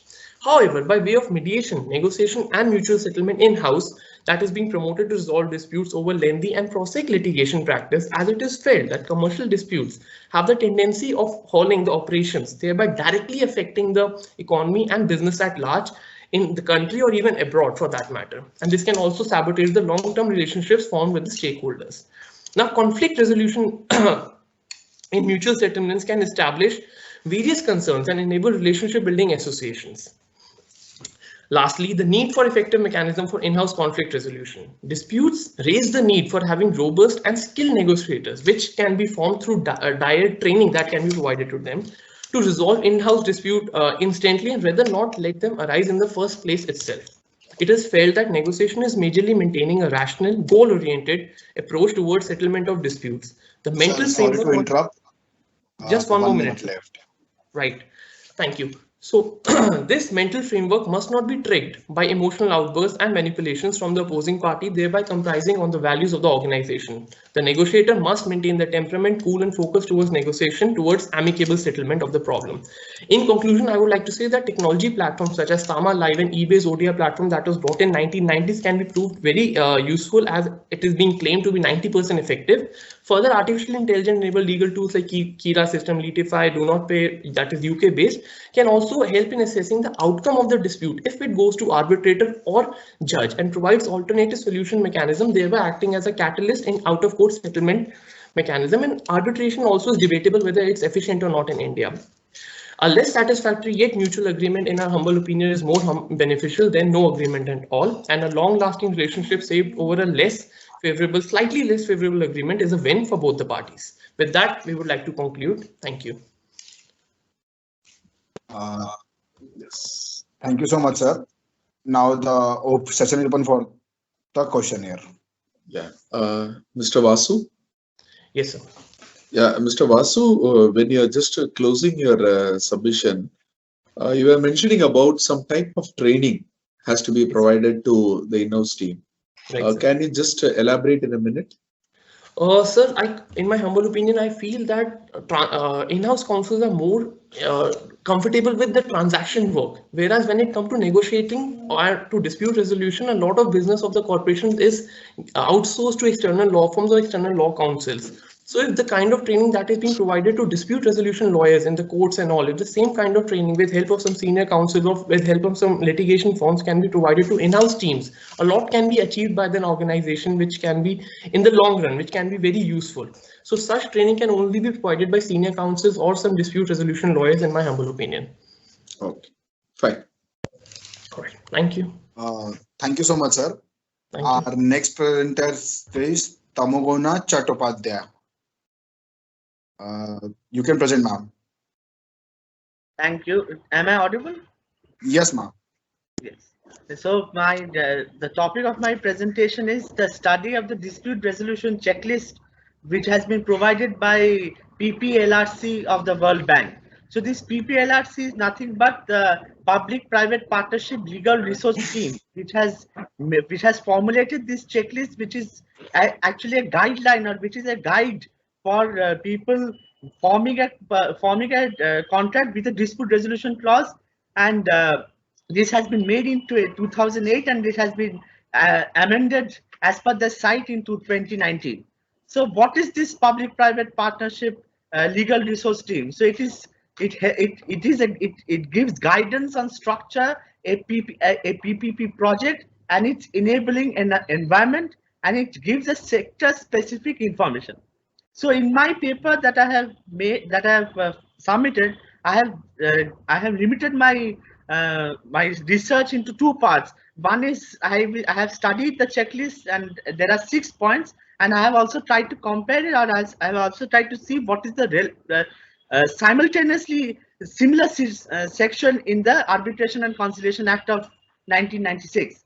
So I will now go into the points that is there in the checklist. So the first one is any form of jurisdiction for dispute resolution specified.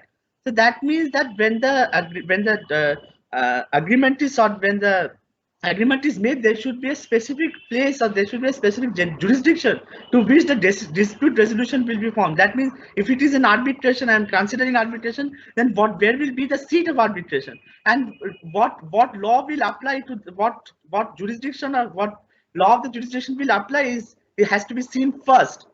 Second, there should be a provision for an interim dispute resolution, this is a remedial measure taken by the framers of the checklist, as it suggests an intermediate body or panel who are members of the senior management, so that they can resolve any dispute before it escalates to arbitration. So that means the checklist, the framers of the checklist doesn't want that any situation arise which leads to arbitration, or any other it leads to arbitration. So it says that there should be a body of senior management people who will see to it. So the similar is there in section 9, but section 9 is a somewhat of a judicial intervention, where in all of the stages there is a judicial intervention, whereas in section 17 also we see it is the interim measure ordered by arbitral tribunal. And if you see the verbatim of both the sections, it seems that that from section 9 some or most of the provisions has been reflected in section 17. So that is the crux of it. So it is this kind of a situation has also been referred by the Solicitor General in his introductory remarks in the introductory session, and similarly many of the presenters as well as many of the session chairs have also suggested. So this kind of a checklist, this point of the checklist should be affirmed and should not be just put in paper, but should be in practice also. So the third is there a court system which is appropriate and the parties are willing to submit to? That means the dispute resolution, they are not just saying that it should go for arbitration, mediation, or alternate dispute resolution. They can go to a court also. So what kind of a court, that should also be formulated. Then comes the fourth point. If the parties are willing to submit to courts, it's in a specific jurisdiction. So how to determine the jurisdiction in India? We have section 42, which specifies what is jurisdiction as per the Arbitration Conciliation Act of 1996. So the above section shows to us the level of importance given to arbitration agreement. The international community shows its allegiance to the arbitration agreement than to what is prescribed in local law as per choosing jurisdiction goes. So that is what is there. So the fifth point is the parties may prefer to go for arbitration.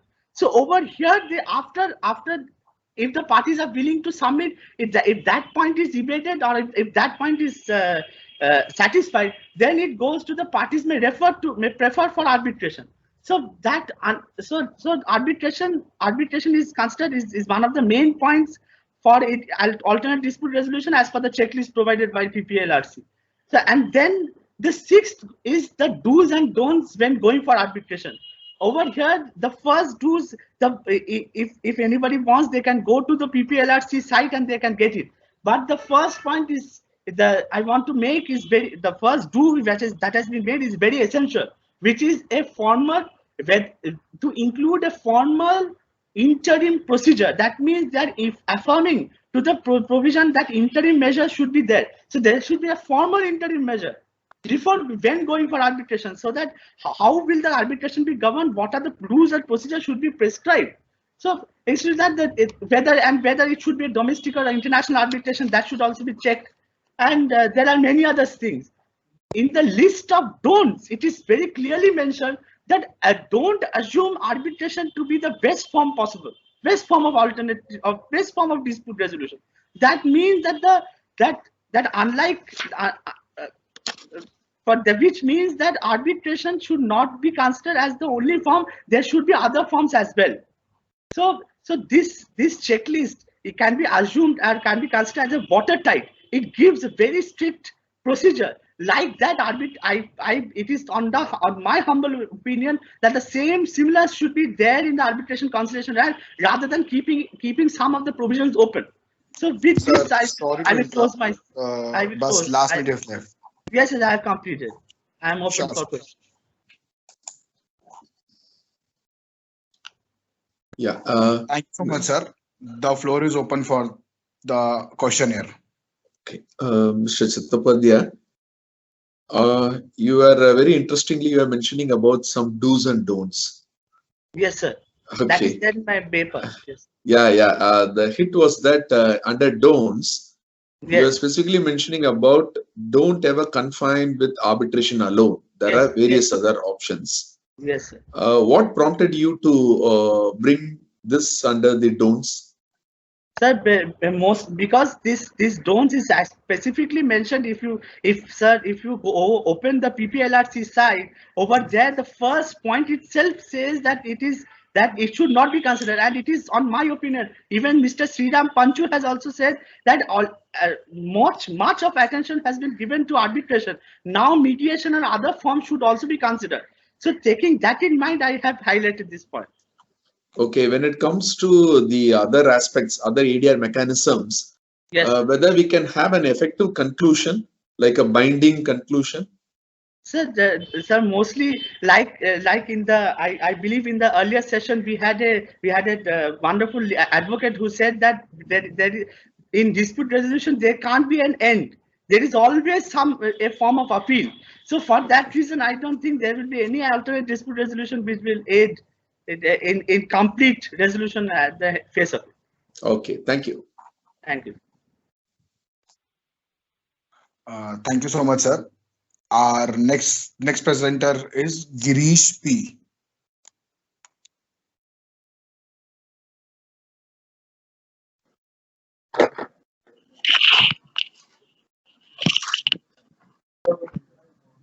Yeah, am I audible? Yes.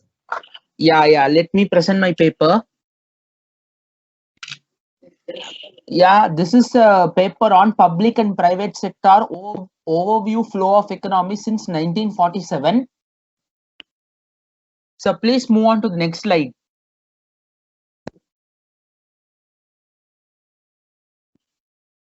Actually, this paper is for providing introduction on.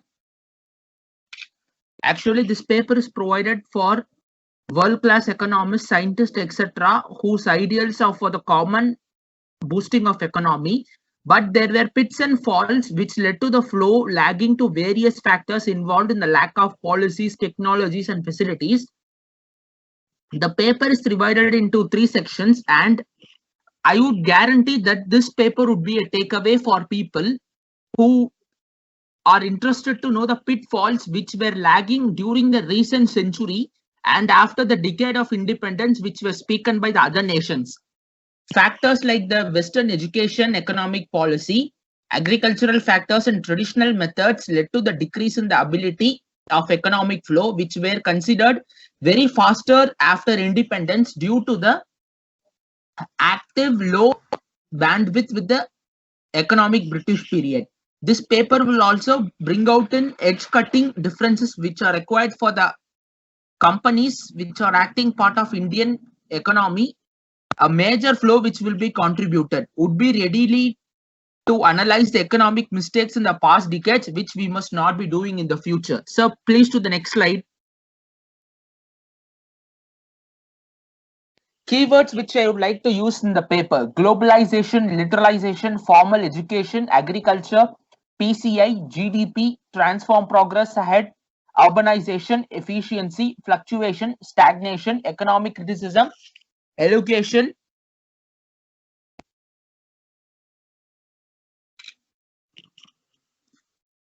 economic disparity, common human deficiency, startup unrecognition, pitfall policies, pre-economic trend. Coming to this trend, a financial independent country must depend on the resources and talents for production. As a financially independent country, now India is able to manage itself. But before the trend, it was in the sense like it was completely using British given technology for production and the startup management. After independence, once the factors of production went down completely, then the certain parts were neglected due to their lack of contribution, which people ignored that the factors are traditional and it would be scrapped out. But during these initial days, these started growing importance and they have even getting a place in the world market such as Benares silks, etc. Carefully focusing the next requirement is the jobs which are required for newly dependent India, and which the machineries helped us achieve the lot in the traditional part.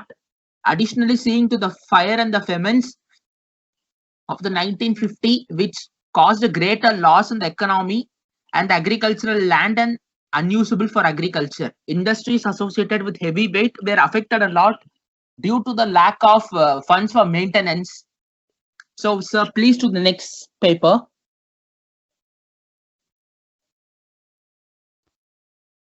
So next slide, please.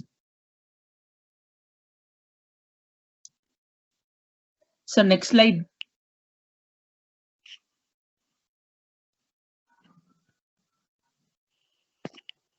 Post 2000s trend. The period is quite interesting as we move towards and to new period as challenges as population growing. The major burden falls on agriculture, which was decreasing during the early 2000s. But the management ethics were very poor that the cost of the living went above the head and it was unimaginable.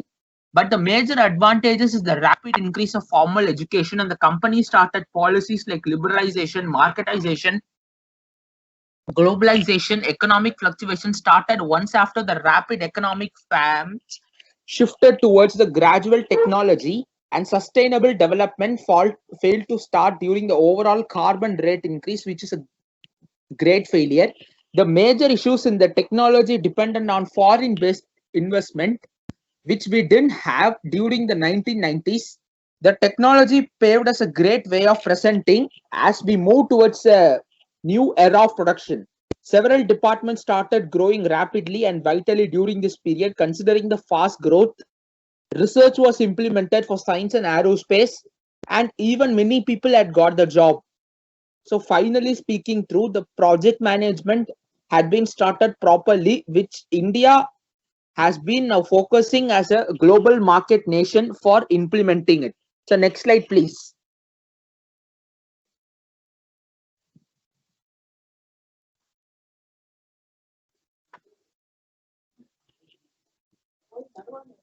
Socio-economic advantage. Growth of lot of startups, especially due to starting of a company, which is a base for technical based and others for various subsidies which are provided for people to start a company, is a great advantage. And especially today, startups have made a strong part of production. I strongly agree that my paper will be a detailed explanation and a clear-cut view for people who would like to analyze the Indian economy. Sir, sorry to interrupt. Yeah, please. Left. Yeah, sir, next slide, please. Yeah, conclusion. India supplies with various talents and opportunities to gain, to invest, to market, etc. If we utilize it in a proper way, it will be a global hub for technology. Or not, it's gonna be a pitfall. So next slide. Future scope. This future scope will be like its general discussion on the economy from 1915 to 2020. And the areas which had the pitfall in it, unemployment and improper planning had led to a serious circumstances. So next slide.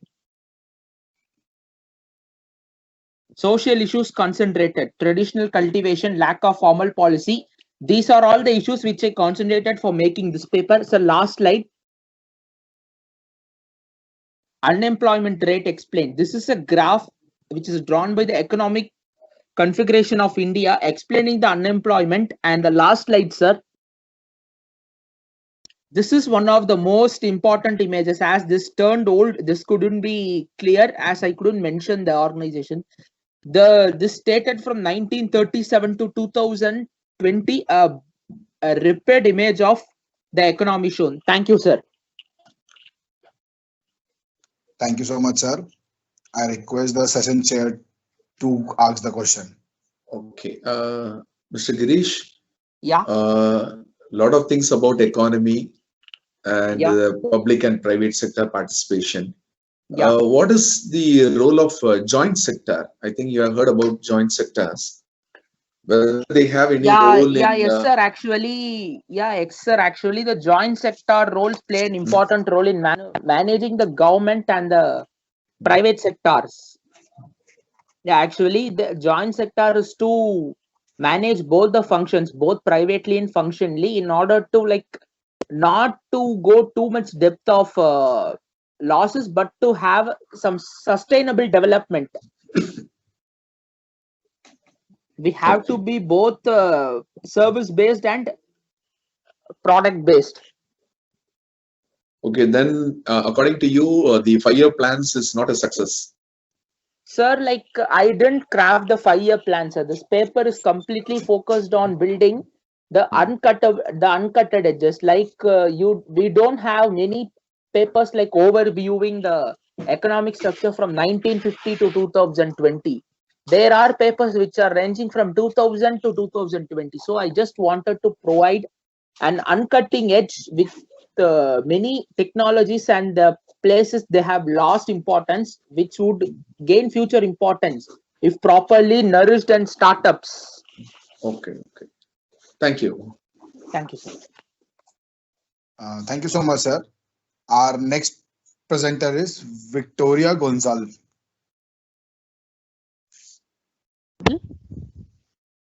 Am I audible? Yes, ma'am. Just a minute. I would like to share my screen. Good afternoon, panelists and all the participants and presenters. My name is Victoria Gonzalez, and I will be the title of my paper is Medarb, the way forward for public-private dispute resolution. In my paper, there are two major components, that is Medarb, which is a hybrid process of dispute resolution. It includes mediation and arbitration, and public-private dispute resolution, specifically the public-private partnerships and the contracts. Firstly, I have started with public-private partnerships. There are 5 components that I have identified. Firstly, it is a contract between a government and a private entity for providing public services or the allocation of public assets, and there is an allocation of risk and a risk undertaking by both the sectors. Further, I have explained 8 types of public-private partnership contracts as given by the World Bank. In this, I have mentioned joint ventures, partial divestiture, full divestitures, civil works and service contracts, etc. Next, I have come to the second component of my paper, that is Medarb. Medarb is a hybrid process of dispute resolution. It combines mediation and arbitration. It needs to be understood that mediation and arbitration are 2 very different systems. Mediation is not legally binding in India, which is why Medarb comes into play. Mediation is an interest-driven process. It is easier to solve disputes and still maintain business relationships through mediation than it is with arbitration. Since arbitration is basically a right-driven process like the adversarial system, except that it is faster and it does not have the same procedure as the litigation system. Next, I have discussed the ways to enter and the drawbacks of Medarb. For one, there are 3 ways to enter Medarb. One is by agreement. The agreement can be either mentioned in the contract, or the parties can, after the conflict arises, they can decide that they would like to solve their dispute by mediation first and then go to arbitration to either seal the award or if the mediation fails. Next is Medarb, which is a subsect of Medarb, where the parties go to arbitration and the arbitrator suggests the parties to try out mediation to solve their dispute. And if the mediation fails, or if the mediation is even successful, and because it is not legally binding in India, the parties may decide to go for arbitration to secure the award. Third is a lesser known method, the envelope method, where the arbitrator secures the award and before the award is declared, it is sealed in an envelope and the parties are given an option to opt for mediation. And in case the mediation fails, the award is disclosed. If the mediation is successful, the award can be made null and void, and they can opt for the award whatever their parties deem fit. Next, coming to the drawbacks of mediation. In India, mediation does not exempt the limitation period. So if the parties decide to go for mediation, they might exhaust the limitation period and not be able to file for arbitration or go under the litigation system. Second is confidentiality. In mediation, since it is an interest-driven process, and if the parties want to resolve the dispute, they might reveal certain information that they might not have in the course of arbitration. Or if the mediator and the arbitrator is a single individual that they have appointed, he will be privy to such information during the course of mediation that he might not have been in the course of arbitration. Third is flawed intention. So no amount of mediation or conciliation will be helpful if the parties do not want to resolve their dispute in amicable ways. And third-party fundings, where a different party has funded the arbitration process or the contract, where the mediator has to take into consideration the interest of the parties as well as the interest of the parties who are funding the arbitration or who are funding the contract, etc., which can make the process a lot more complicated. Further, coming to the position in India, in 2012, we had the Haldiram manufacturing judgment, where it was pronounced that if a contract mentions that the parties have to go to mediation or conciliation before entering into arbitration, it is mandatory for the parties to opt for it. However, the 2014 Ravindra Kumar Verma judgment overruled this and said that even if it is mentioned in the contract to go for conciliation, it is not mandatory on the parties. Further, Medarb in PPPs, which is the interplay of both these options that I have discussed. Why do we need Medarb in PPPs? Because for one, public-private partnership contracts are complex, and concession contracts, usually the government will allocate land or give certain concession to the private party so that it can give public sector services to people. Second is force majeure, where it is usually mentioned in the contract, and it has come to play a lot of times during the COVID-19 scenario, where it has become impossible for the parties to perform the contract. Next, I have discussed the types of Medarb, where we have one overlapping Medarb. where the mediator and arbitrator are not the same person, but the arbitrator attends all the joint sessions of mediation.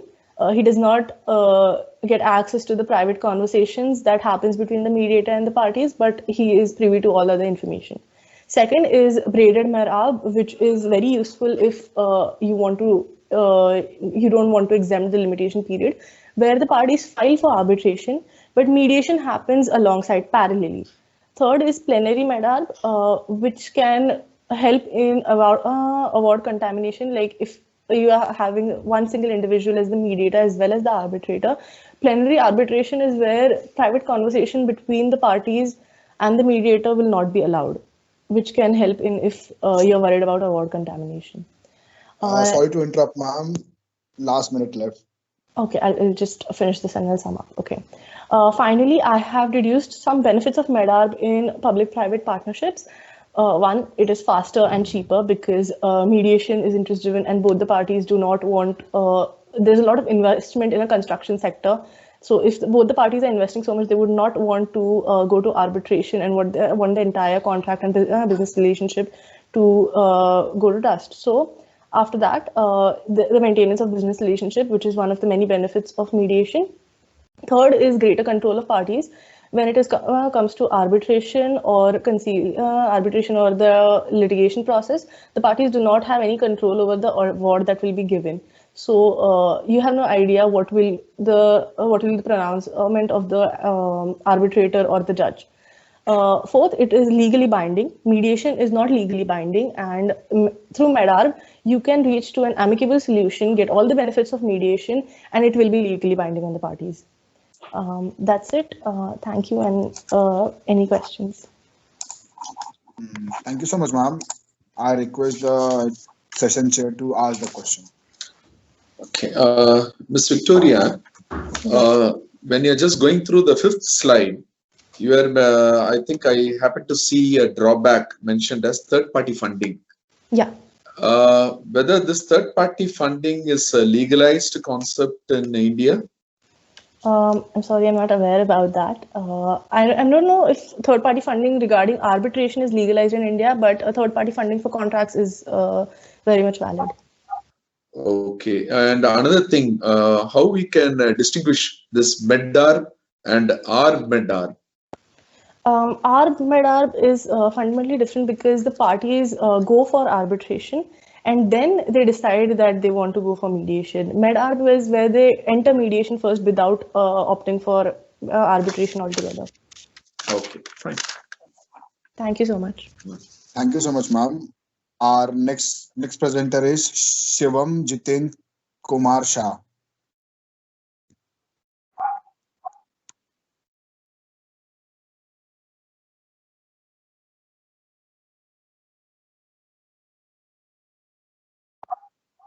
My screen is visible?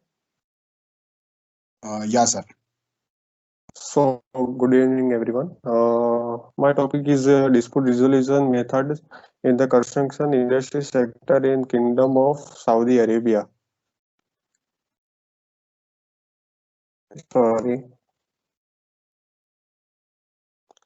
So, this is my abstract. Dynamic debate goal techniques in the development of business area in Saudi Arabia.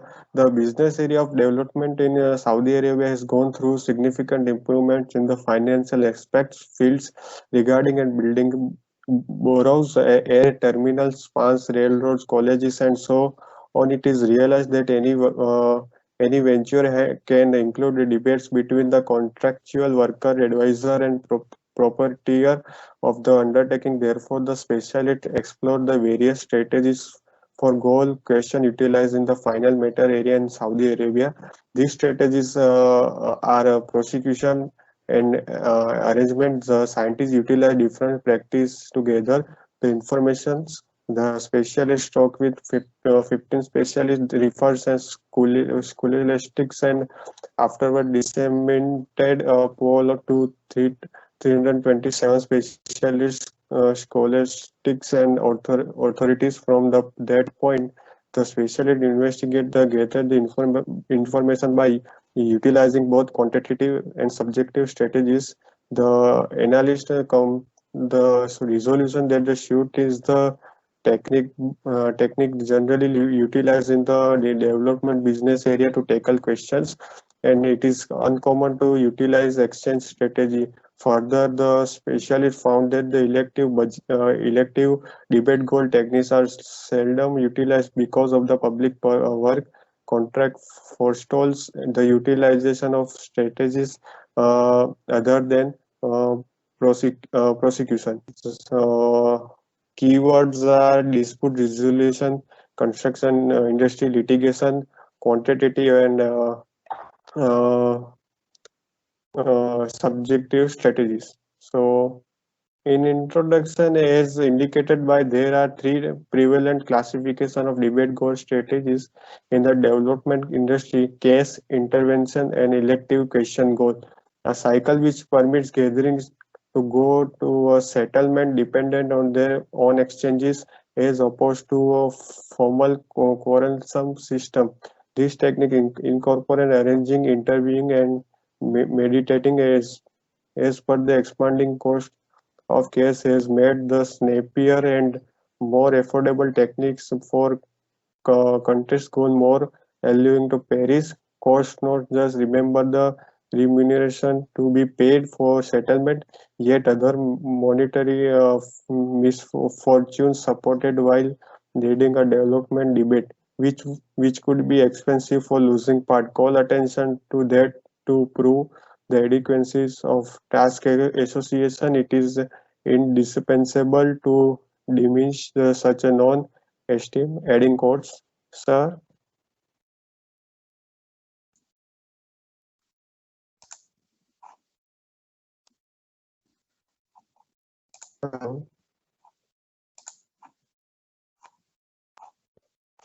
You're done?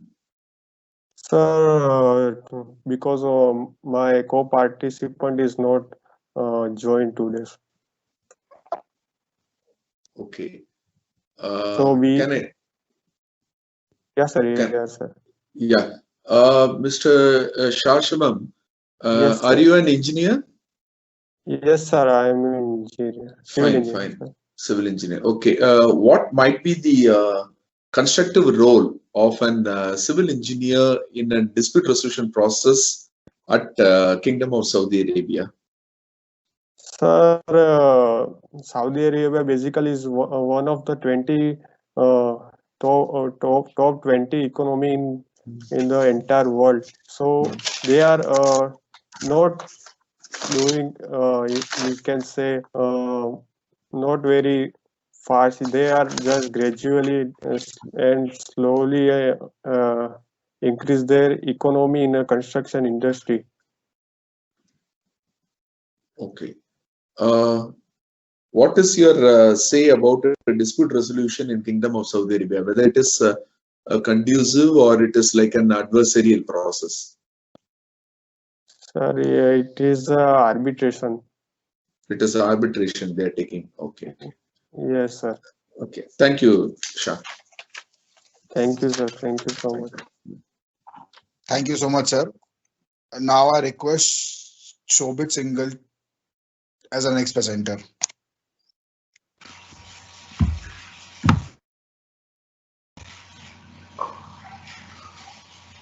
Hello, am I audible, Yash? Yes, ma'am. Great. I'll share my screen. Yeah.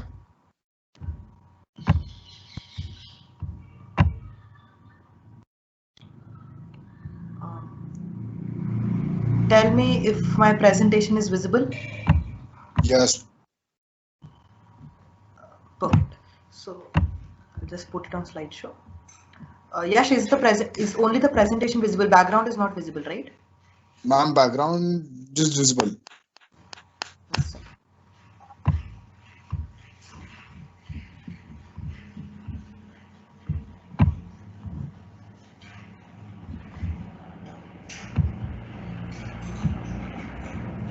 Okay. Now I think it's better, right? Yes, ma'am.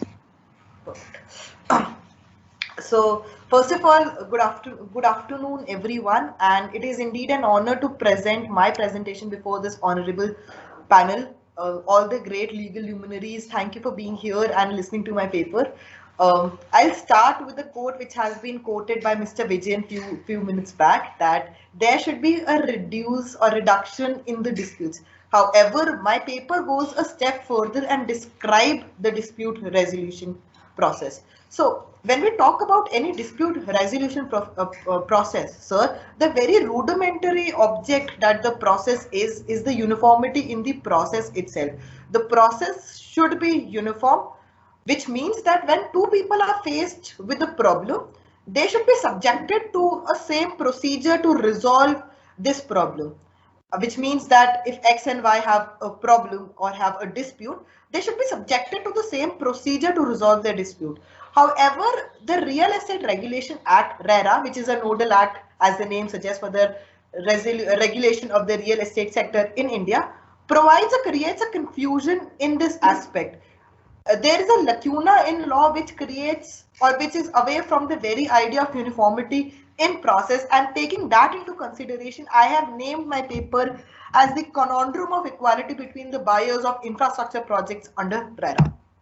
So what is the problem and the background of this whole process that we are talking about? So we need to understand that the real estate sector is one of the most important sector when we talk about our economy.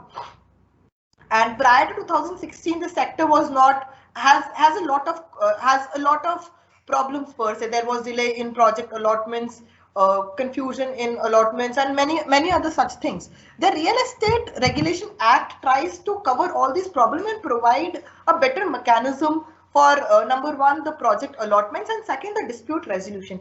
However, we need to understand at this very juncture, and it is very important, and I quote, that the Act itself is not limited till the allotment process, but goes a step further.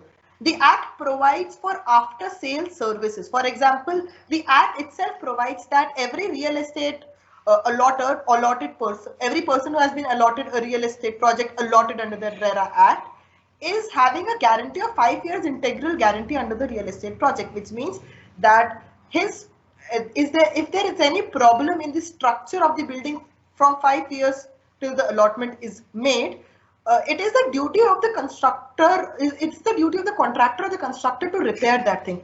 However, the problem is in the cutoff date.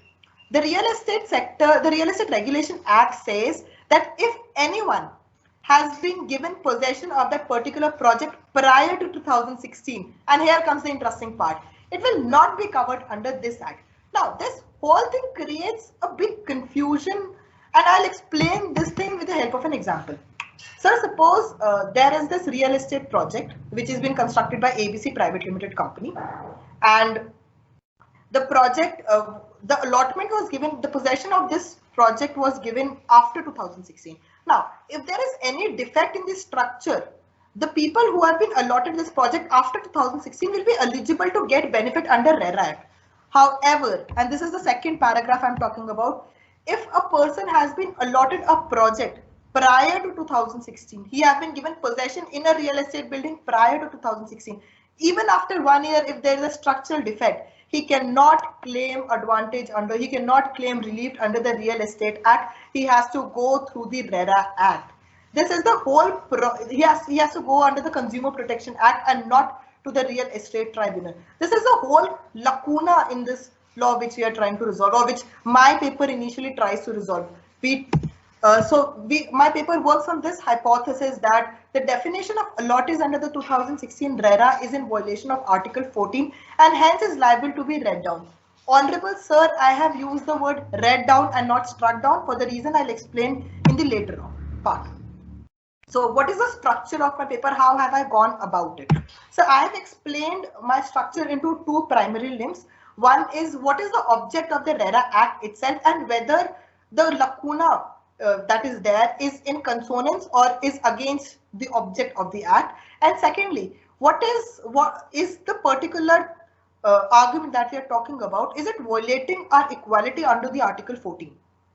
So the objectivity test, wherein we'll check whether this particular problem, that the arbitrary cutoff date, supposedly a person has been allotted a flat just 2 months prior to coming of the RERA Act, he is not eligible to the benefits given under RERA Act.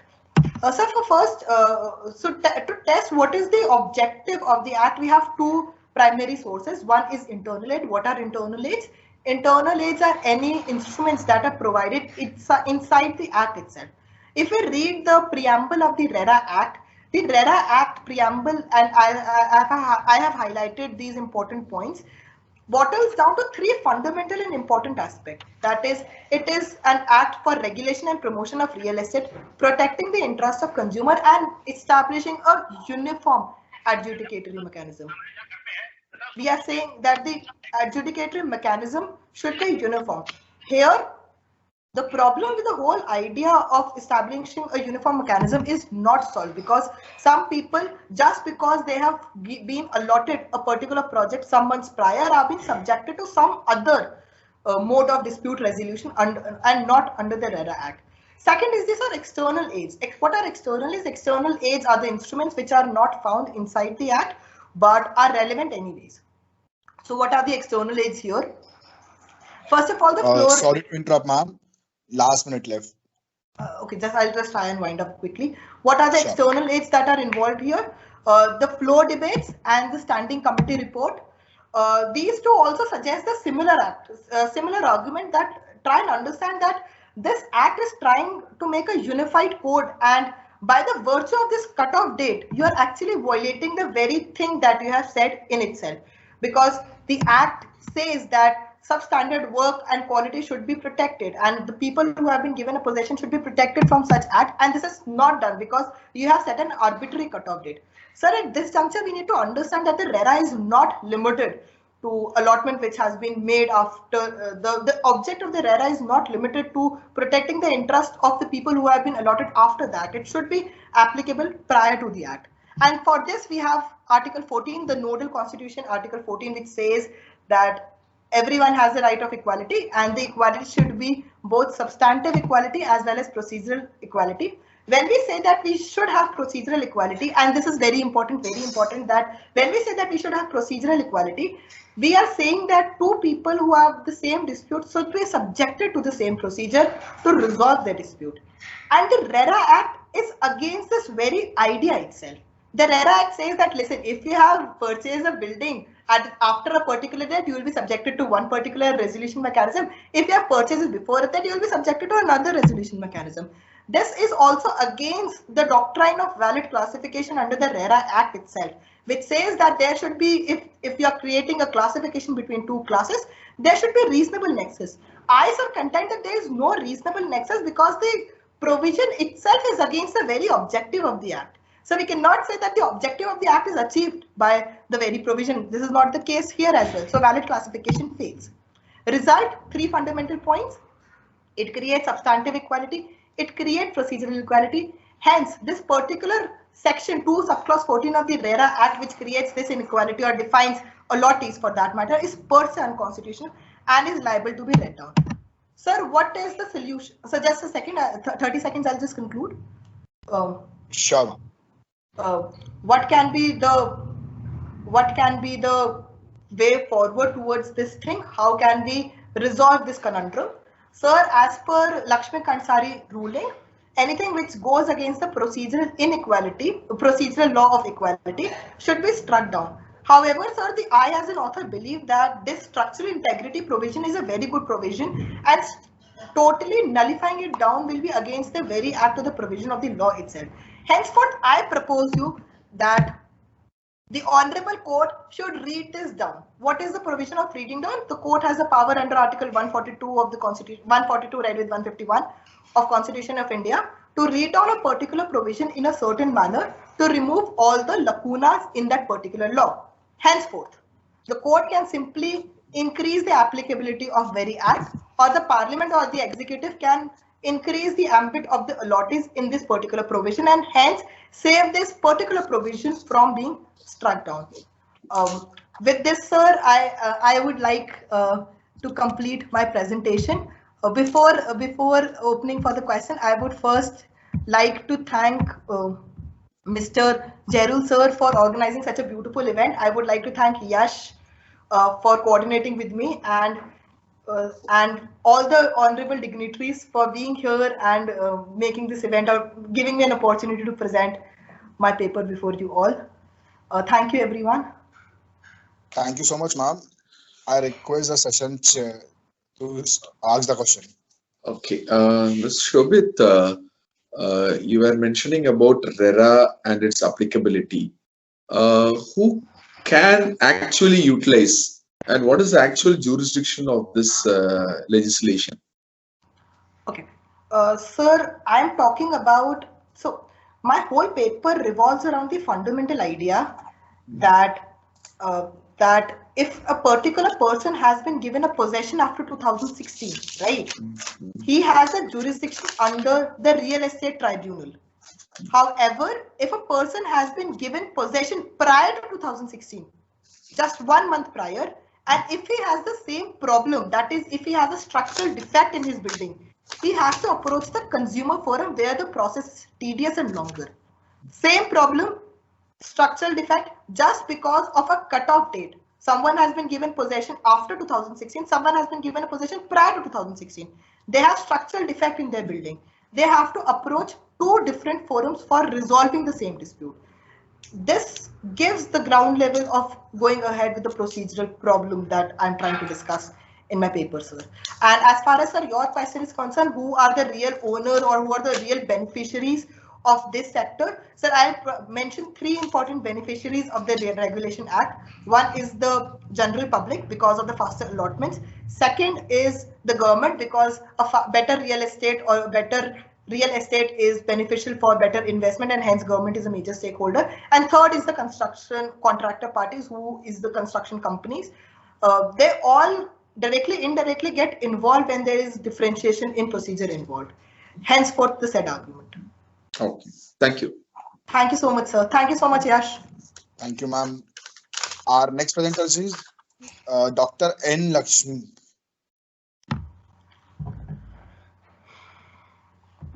Dr. N. Bhagyalakshmi. Sorry. Okay, sir. A very good evening. And I am Dr. N. Bhagyalakshmi, teaching associate from Damodaran Sanjeevaya National Law University. I would like to say my sincere thanks to organizers for giving me this great opportunity to participate in this virtual national conference. My paper title is Issues in Road Construction Projects Dispute Resolution Process. So we all know that thing, infrastructure is one of the major concerns regarding the development of the nation. And when we are talking about the infrastructure projects, and these road projects are playing a major role in that growth of the nation.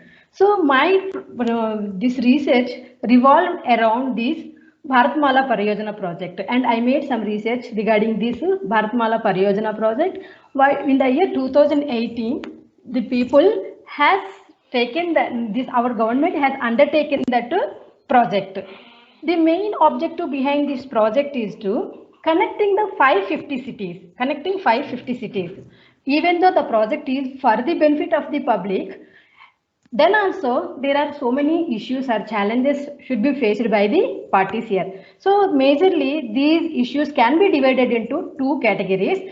There is no project without any dispute, not only infrastructure sector, whatever we are talking about the sector, and dispute is common thing, but that dispute must be settled. So to settle that dispute, we must have aware about this nature of dispute.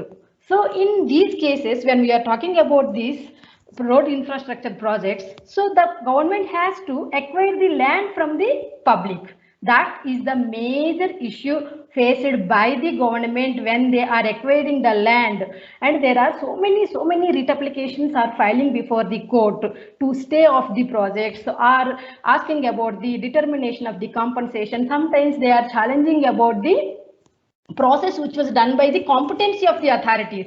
In Bharatmala Pariyojana project, in phase 1, according to the 2018 agreement, and that should be the phase 1 should be finished by 2022, but it was delayed. COVID-19 is one of the reasons for that.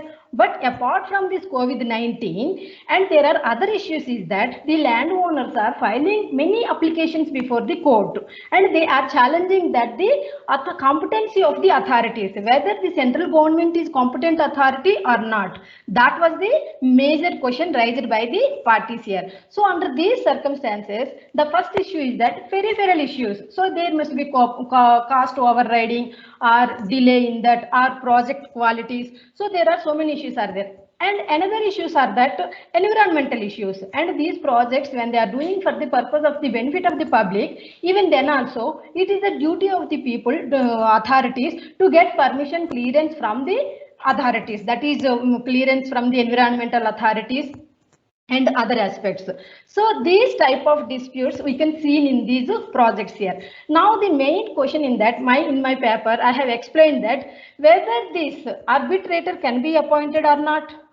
Yes, the answer is yes, arbitrator can be appointed. But another question is that whether the arbitrator can be appointed according to Arbitration and Conciliation Act or National Highways Authorities Act, because my project is concerned to National Highways only. So when we are talking about these road projects, the major act, fundamental act, is Resettlement Act only. So land should be acquired and eminent domain. State is the competent authority. State can acquire the land. But at the same time, when the special legislation enacted for the purpose of development of the roads, that is National Highways Authorities Act, whether the authorities under this National Highways Act are competent authority or not. These two issues were challenged before the court. In the year 2019, National Highways Authorities Act versus Syedabad Tea Company Limited. So when the party is not satisfied with the compensation, determination of the compensation, so he filed an application before the court for section before the government. First he filed an application before the government under section 11 of the Arbitration and Conciliation Act. After it is the duty of the government to appoint an arbitrator within 30 days time limit. But when the government failed to appoint that arbitrator, and immediately he approached the court, but according to Calcutta High Court, for appointment of the arbitrator. So now the question, whether the arbitrator should be appointed according to section 11 of Arbitration Conciliation Act or section 3G of National Highways Authorities Act. That was the question. But Supreme Court has clearly stated that when the enactment is legislation is enacted for that specific purpose only, development of the roads, that is the main objective. So the authorities are competent according to section 3D of National Highways Authorities Act. So when the parties are not satisfied with the determination of the compensation amount, and this arbitrator should be appointed according to National Highways Authorities Act only. So this act was enacted for that purpose only. So all the disputes which are arose under this regarding this project, and he should be appointed according to that only. And the another question, in the year 2020, one Krishnamurthy, regarding this Bharatmala Pariyojana project, one Krishnamurthy filed a case before the court, and he is asking that constitutional safeguards, because according to him, central government is not entitled to take the land and compensation should be awarded according to R&R Act only. But in this case also court has clearly stated this, our Indian constitution empowered the government to acquire the land. So the authorities under this National Highways Act also are competent to acquire the land. Expression of interest, for what purpose they are acquiring this land, that should be described, and basing on that only they are also competent authorities. So these are the major issues we can see in this road transport projects. So that should be resolved. So arbitrator can be arbitration. Now this arbitration is playing major role instead of running around the courts, civil courts and other courts, and it can be amicably settled. So for that reason only these courts and legislations are encouraging this arbitration proceedings. Thank you. Thank you so much, ma'am. Thank you. And it's with the second chair to ask the question. Yes, Dr. Lakshmi. Yes, it was very interesting argument in favor of statutory arbitration. Yes, that's sir. what I think. It's not the commercial arbitration. You wanted the statutory arbitration to be taken up under the special legislation. Okay. Here, when it comes to Nahai, mostly the land acquisitions aspect can be arbitrated. Land acquisition cannot be questioned, sir, but only regarding the compensation amount. Determination only regarding of the compensation. Okay. Yes, sir. Here, in such type of road sector projects, it is not only involving the land acquisitions or the compensation regarding it. There will be various other contractual disputes. Yes, sir. For those disputes, what is the mechanism available? Whether it is available under Nahai Act or it is under the arbitration legislation? This is under the NEHA Act only, sir. So these type of disputes, these contractual disputes, according to Indian Contract Act 1872, that can be settled. But regarding these projects and the compensation, it can be settled through this arbitration. Okay. Thank you. Yes, sir. Thank you, sir. Thank you so much. Thank you so much. Our next presenter is Bhagyashree G.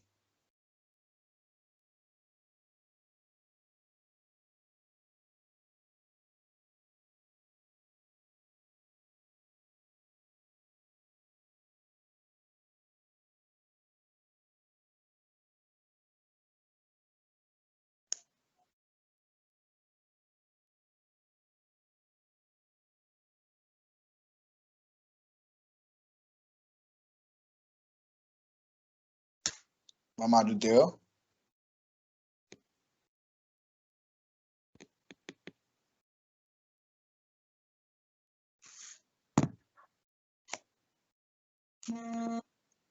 You tell the name once again, sir. Sorry?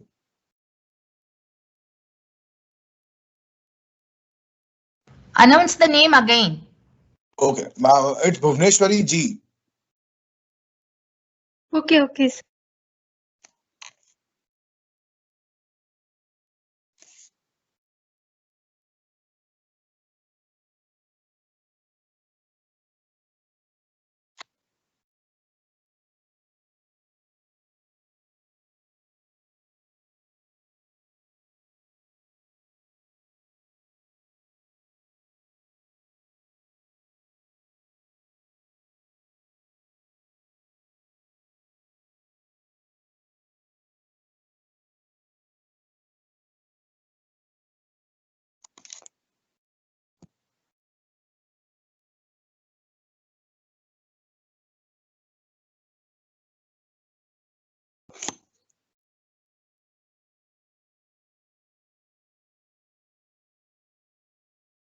So just a minute.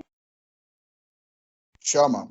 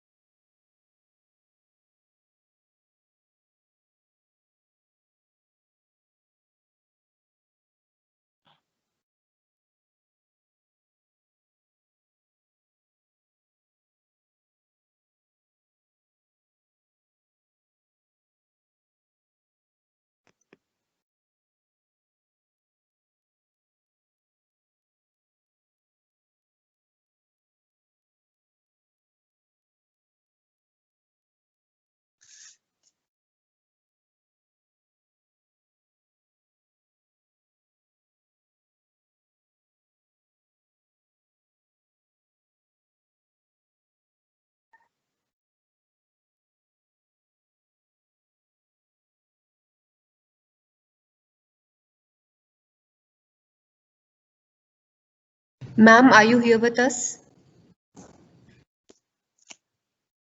Yes, ma'am. This is stuck. Wait, ma'am.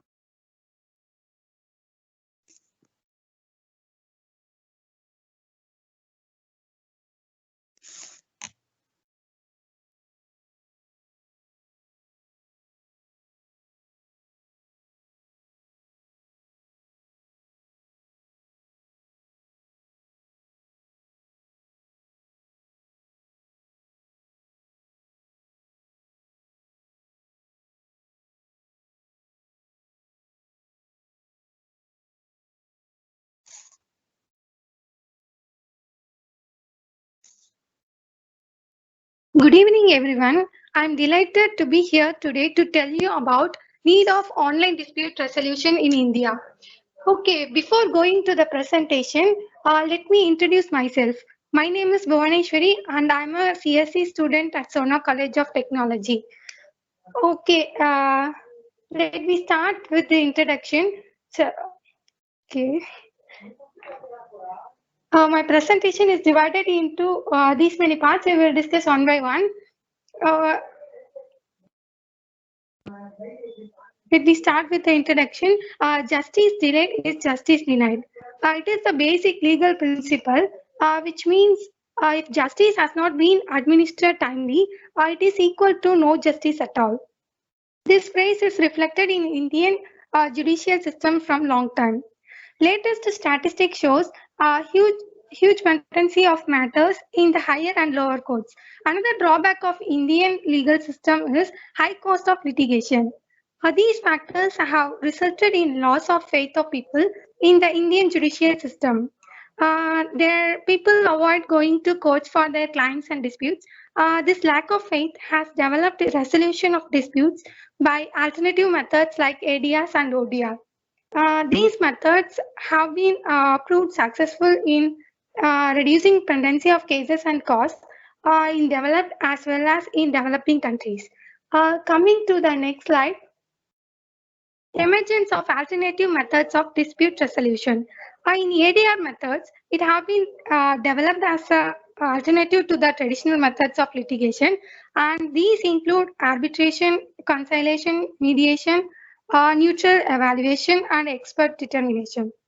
These methods can be used to resolve any matter by an agreement between the parties. It can also be helpful to solve various categories of disputes such as civil, commercial, industrial, and these families. Here are the advantages of ADR system over litigation. Alternative dispute resolution has been developed due to numbers of benefits over court system. It is very fast and time-saving device, and its cost is too very low. Arbitrator, mediator, and conciliator are also chosen according to the choice of parties. It helps to maintain privacy and security. It is party-friendly. This mechanism provides consensual mode of resolution of disputes and provides very simple, informal, flexible procedure to help the parties to solve their dispute. And next is Indian perspective of online dispute resolution. India did not have much representation in the field of ODR until 2003. This is certainly a surprise given by India's information and communication technology and rich dispute resolution culture. There have been many sound intrusions of ODR into public life over the years. This was the result of introducing and implementing technology in many sectors. Online complaint filling via email has also been started by some states in India. Public portals are also now available to receive complaints via mobile or online. An idea of online dispute resolution is ICT, that is Information and Communication Technology. After the development of computer and internet technology has played an important role in every sphere, and DSR has also been affected by this change. Online dispute resolution has emerged as a result of technological changes and development of new online environment. It has been proved to help the courts to reduce the huge backlog of cases, especially at district and subordinate level in different countries. Need of online dispute resolution in India are judiciary not having sufficient number of judges, problems and obstacles faced by ODR in India, lack of trust and confidence, lack of technology, lack of legitimacy of ODR, virtual world, like that. Scope of online dispute resolution in India is ODR can be discussed in two ways. One as dispute preventive, other as dispute solving device. In the first case, it tries to create trust and confidence in business. This process acts before arising of disputes and conflicts between business communities and consumers. Online feedback system by business communities and online complaint resolving system by them or good practices in this concern. In second sense, it is a part of DSR of a state. There are different propositions to ODR, such as internet-based non-adjudicative, online arbitration, e-courts. All these methods may be used in India. ODR seems best to implement offline dispute settlements.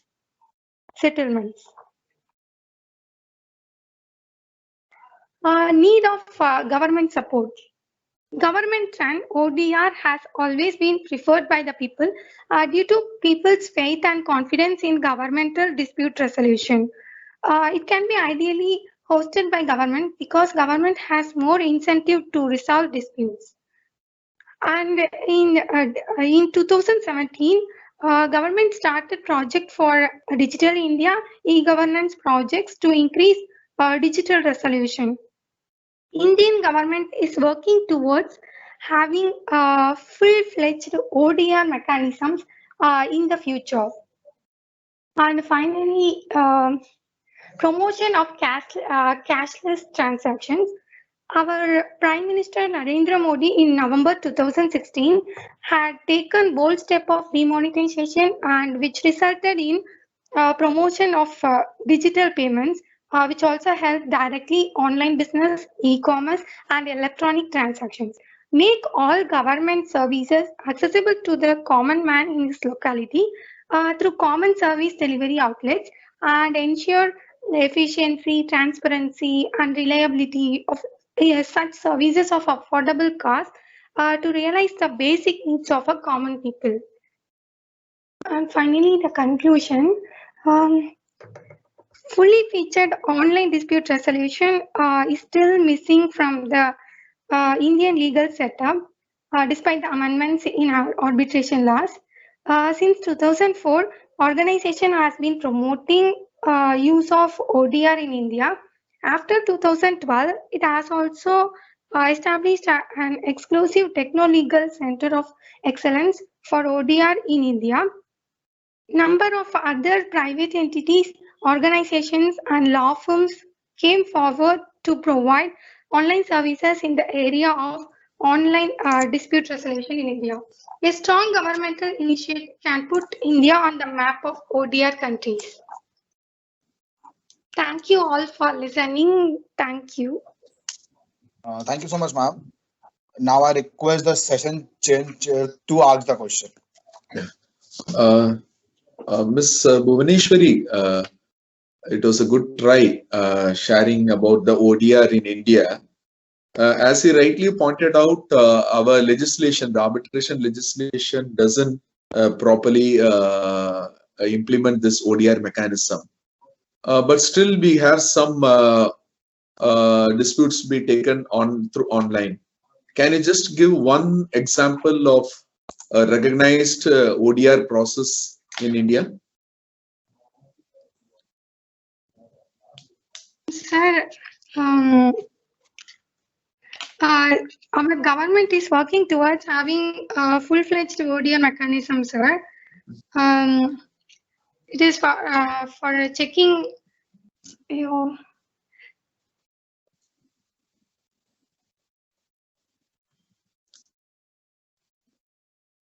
Yes, Bhuvaneshwari. Online complaint filling, sir. Okay. Have you heard about the disputes pertaining to eBay being taken online?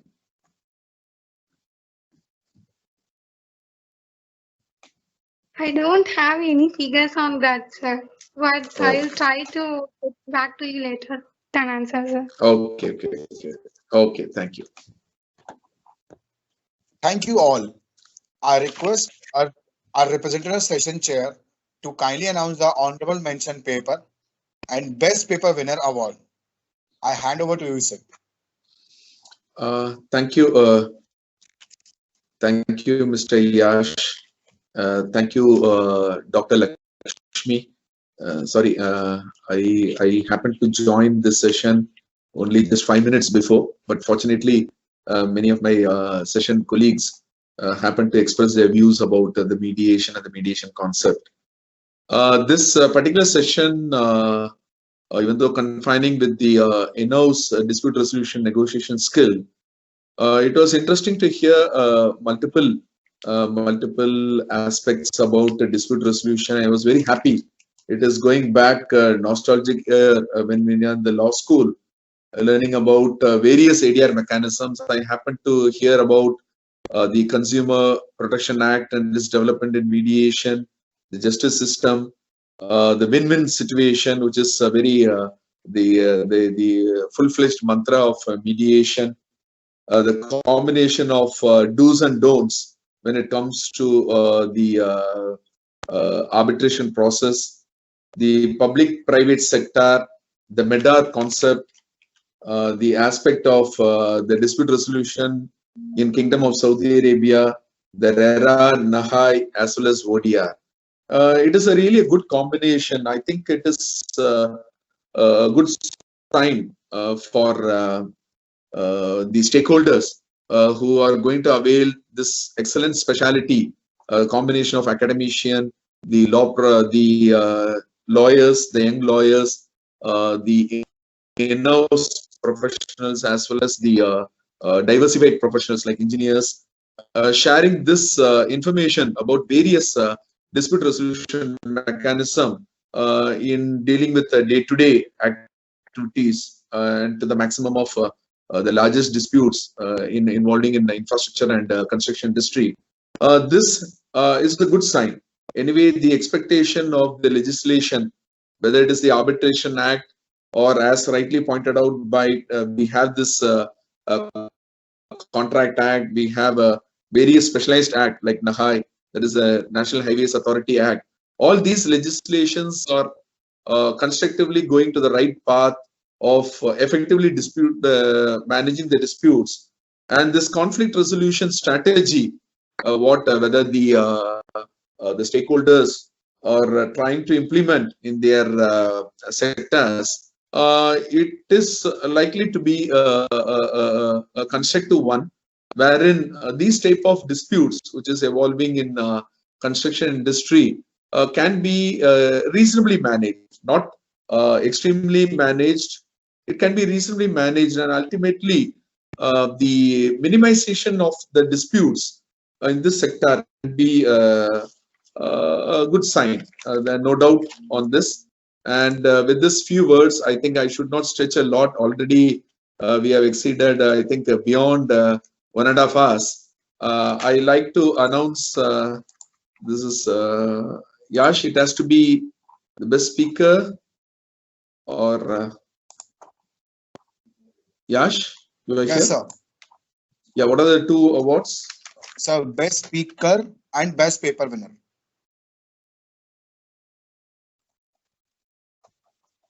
The speaker and best paper. Okay. To my surprise, it has to be always the mediation people taking the front role, and the best the presentation. Yeah, that's the second one. Presentation is Miss Victoria Gonsalves, and yes. And when it comes to the best speaker, it was Shobit Singhal. Okay, sir. Yeah. Thank you so much. Thank you so much, sir. It was indeed an honor. And indeed. Yeah, and all, yes, and all others, it is not that you have not done well. It is because of the competition and the topics and the papers what you have chosen. Some papers obviously happen to be a quite detailed paper which you can't present within that 7 or 8 minutes what has been given, and the expectation of the organizers is very clear that the collective participation of all speakers and their presentations is well taken note, and I'm very happy that the scrutiny committee of this conference have taken all best papers. But anyway, when it comes to the final outcome, some awards have to be announced. It doesn't mean that other doesn't possess that level of expertise and knowledge. It is all at some point of time you will get another opportunity, and that opportunity you can succeed. Thank you. Vijayan, thank you so much. We have taken so much of your time, and you have never said no to me, whether framing a moot court competition problem or judging a moot court competition, now chairing a session. I'm always thankful to you. Thank you so much. Thank you. Yeah.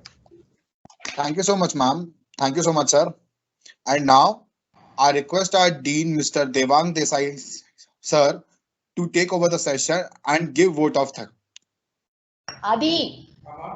Vote of thanks and a Always a pleasure. A warm greeting to all of you. It's been a long day, but I have to thank all of you. A personal thank from AIM. You have been very patient for 2 long days, and a lot of interesting discussions have happened. We were extremely overwhelmed with a lot of visitors, both from India and abroad, on this virtual conference. Let me thank you. Let me thank all the presenters and all the session chairs who have taken their time out and been with us for a very long period. And of course, our media partners, our knowledge partners, they shared their experiences and have been with us. I thank all our guests and speakers for sparing their valuable time and providing deep insights to all of us. Most importantly, I thank the students who have taken out the time and also practiced, rehearsed for this conference, and also have been very, very confident in taking it forward. I congratulate and thank Dr. Lakshmi and her team for their efforts and enthusiasm for successfully organizing the international conference, and look forward to more of such initiatives. And of course, a special thanks to Dr. Lakshmi's son Aditya, who has been helpful for creating the visuals and also, most importantly, the book of abstracts. We feel that all the speakers, all the esteemed guests and paper presenters have emphasized on one thing, is that the infrastructure revolution is there and it's all pervasive effects. Dispute resolution is one of the dimensions, and in future, as we take this forward, there'll be many other dimensions that we intend to cover. At the end of the day, at AIM, our Adani Institute, the focus is on ensuring that we create trained manpower, ensuring that we give knowledge to our students and executives to absorb the domain of infrastructure sectors and the underlying regulatory issues. Conferences of this nature ensure knowledge sharing and a culture of innovation from varied ideas and perspectives. We will continue to organize such conferences and facilitate true insights. Thank you all, and God bless you all. Namaskar.